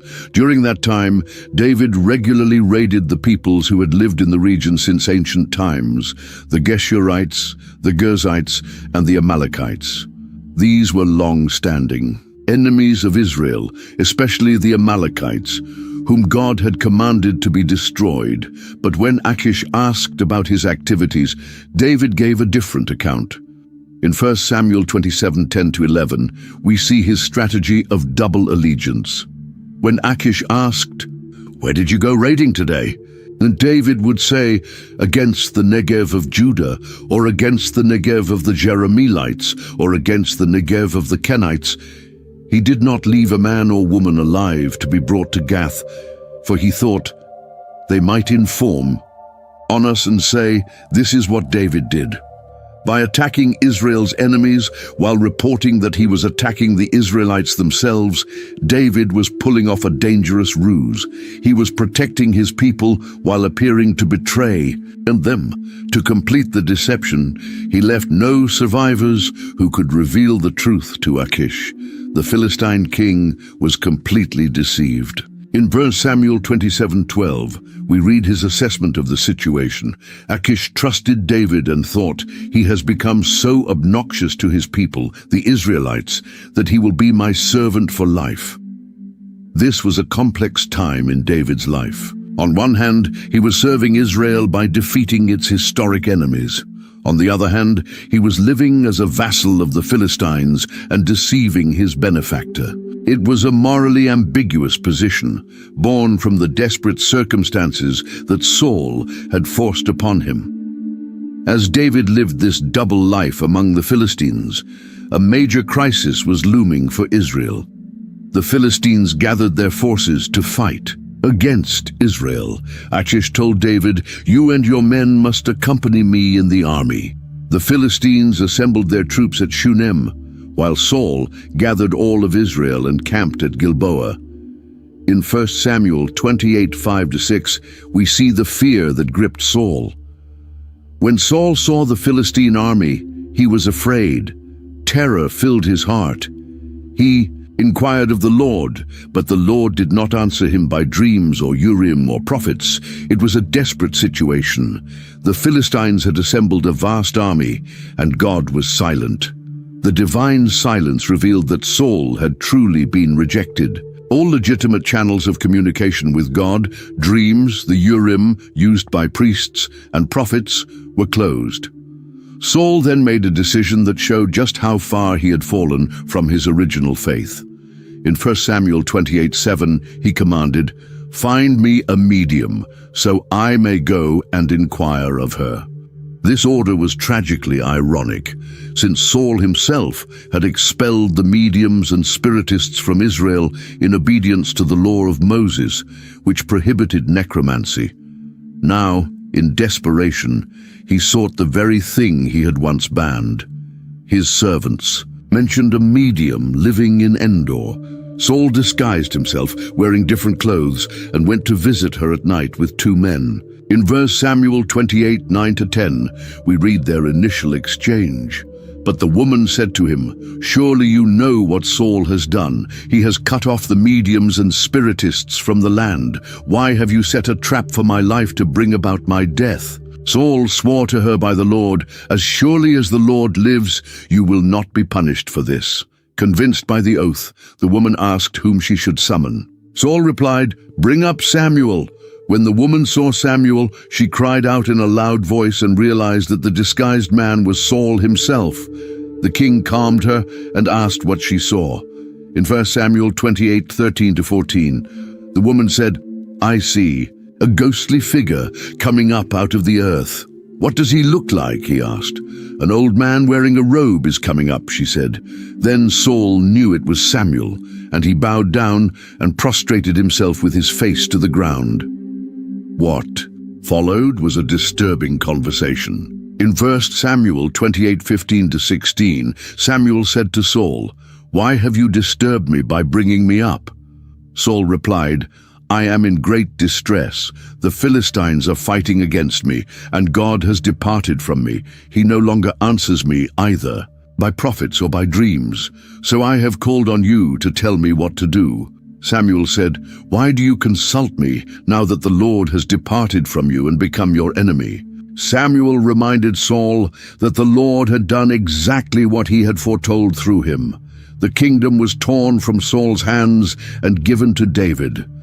This happened because Saul had disobeyed the Lord and failed to carry out his wrath against the Amalekites. Then came the final devastating prophecy. In 1 Samuel 28:19, Samuel declares, "The Lord will deliver both Israel and you into the hands of the Philistines, and tomorrow you and your sons will be with me. The Lord will also give the army of Israel into the hands of the Philistines." Saul immediately collapsed full length on the ground, paralyzed with fear at Samuel's words. He had not eaten all day or night and was now completely without strength. Seeing his condition, the medium prepared a meal for him. Though he initially refused, he eventually gave in at the insistence of her and his officials. After the meal, Saul and his men left that same night, carrying with them the certainty of defeat and impending death. The rejected king was now walking toward his final destiny, marked by divine condemnation. While Saul faced his grim fate, David was in an equally difficult position. As a vassal of Achish, he was being called to fight alongside the Philistines, against his own people. It was a conflict of loyalties that placed him in an impossible situation.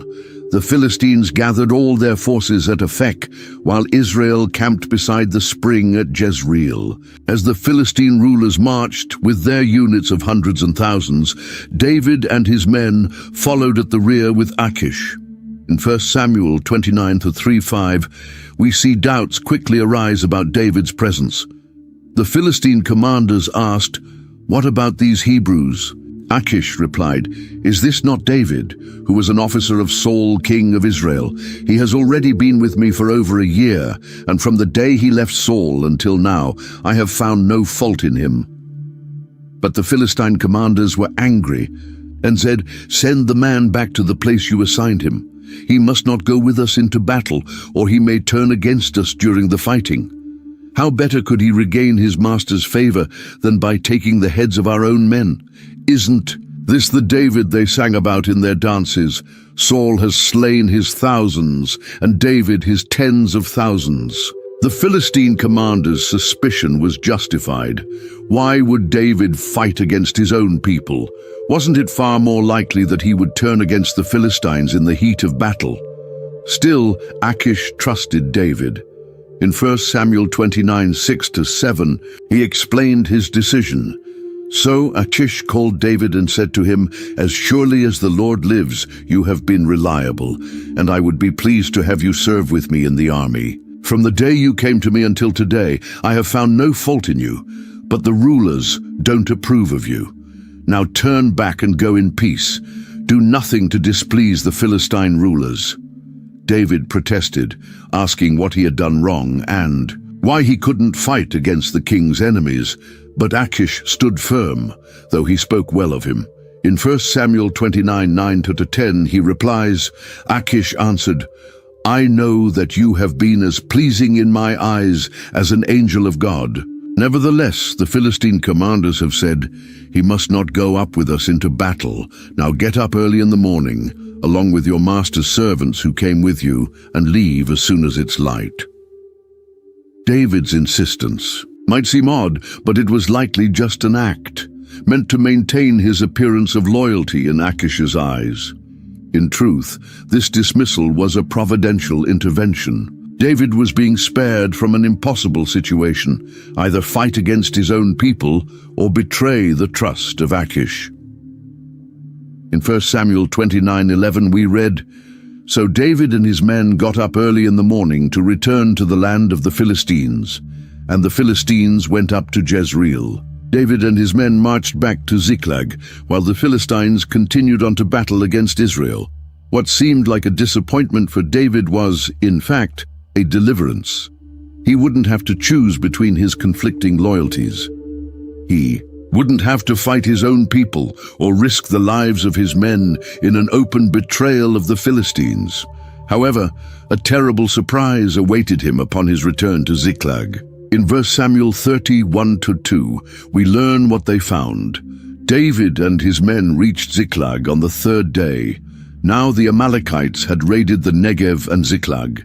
They had attacked Ziklag and burned it, and had taken captive the women and everyone else in it, both young and old. They killed none of them, but carried them off as they went on their way. While David was away, the Amalekites, the very people he had regularly attacked, had taken revenge by raiding the city and carrying off the women and children, including David's two wives, Ahinoam and Abigail. Deliverance from one impossible battle had led to another crisis. But at least this time, David was facing an enemy he could confront head-on, with all his strength and determination. While David faced his own crisis with the Amalekites, Saul and Israel's fate was being sealed on the battlefield. In 1 Samuel 31:1, we see the battle begin. Now the Philistines fought against Israel. The Israelites fled before them, and many fell dead on Mount Gilboa. The location was strategic. The Philistines had advanced into Jezreel, deep in Israelite territory, effectively splitting the nation in two. Mount Gilboa, where the decisive battle occurred, was situated at the eastern end of the Jezreel Valley. Soon the fighting focused around the king and his sons. In 1 Samuel 31:2, we learn of the royal family's fate. The Philistines were in hot pursuit of Saul and his sons, and they killed his sons Jonathan, Abinadab, and Malchishua. Jonathan, David's loyal friend, died defending his father and his nation. The prince, who had given up his right to the throne in favor of David, remained faithful to the end. Saul's situation became desperate. In 1 Samuel 31:3-4, we read his final moments. The fighting grew fierce around Saul, and when the archers overtook him, they wounded him critically. Saul said to his armor-bearer, "Draw your sword and run me through, or these uncircumcised fellows will come and abuse me." But his armor-bearer was terrified and would not do it, so Saul took his own sword and fell on it. When his armor-bearer saw that Saul was dead, he also fell on his sword and died with him. That day, Saul, his 3 sons, his armor-bearer, and all his men died together. The defeat was devastating for Israel. In 1 Samuel 31:7, we see the immediate impact. When the Israelites along the valley and those across the Jordan saw that the Israelite army had fled and that Saul and his sons had died, they abandoned their towns and fled. And the Philistines came and occupied them. The next day, as the Philistines came to strip the dead, they found the bodies of Saul and his sons on Mount Gilboa. In 1 Samuel 31:9-10, we see the king's final humiliation. They cut off his head and stripped off his armor, and they sent messengers throughout the land of the Philistines to proclaim the news in the temple of their idols and among their people. They put his armor in the temple of the Ashtoreths and fastened his body to the wall of Beth-shan. The desecration of Saul's and his sons' bodies was the ultimate disgrace, a tragic end for Israel's first king. But not everyone forgot the good Saul had done in the early days of his reign. In 1 Samuel 31:11-13, we see one last act of loyalty and honor. When the people of Jabesh Gilead heard what the Philistines had done to Saul, all their valiant men journeyed through the night to Beth-shan. They took down the bodies of Saul and his sons from the wall of Beth-shan and went to Jabesh, where they burned them. Then they took their bones and buried them under a tamarisk tree at Jabesh, and they fasted 7 days. The men of Jabesh Gilead remembered that years earlier, Saul had been their deliverer when Nahash the Ammonite had threatened them. They risked their lives to recover the bodies of the king and his sons and to give them a proper burial. Thus ended the reign of Saul. The first king of Israel, who began with so much promise, ended in tragedy. His downfall had been sealed by his own disobedience, and his fate foretold by the prophet who had anointed him. Saul's death marked the end of an era for Israel. The path was now open for David to take the throne that God had promised him. But the new king would face many challenges before uniting a nation broken by war and defeat. And so we come to the end of our journey through the book of 1 Samuel. We've witnessed the rise and fall of Israel's first king, the secret anointing of David, and the many trials he endured while fleeing Saul's persecution. This story shows us how God works even through the hardest moments to fulfill his purposes. If you enjoyed this deep dive into 1 Samuel, don't forget to subscribe to the channel so you don't miss our upcoming videos on the books of the Bible. We've got much more content planned to help you engage with Scripture in a dynamic and meaningful way. Share this video with friends and family who want to deepen their biblical understanding. Every share helps us reach more people with the transformative message of God's Word. Thanks so much for watching. We'll see you in the next video as we continue our journey through the powerful stories of the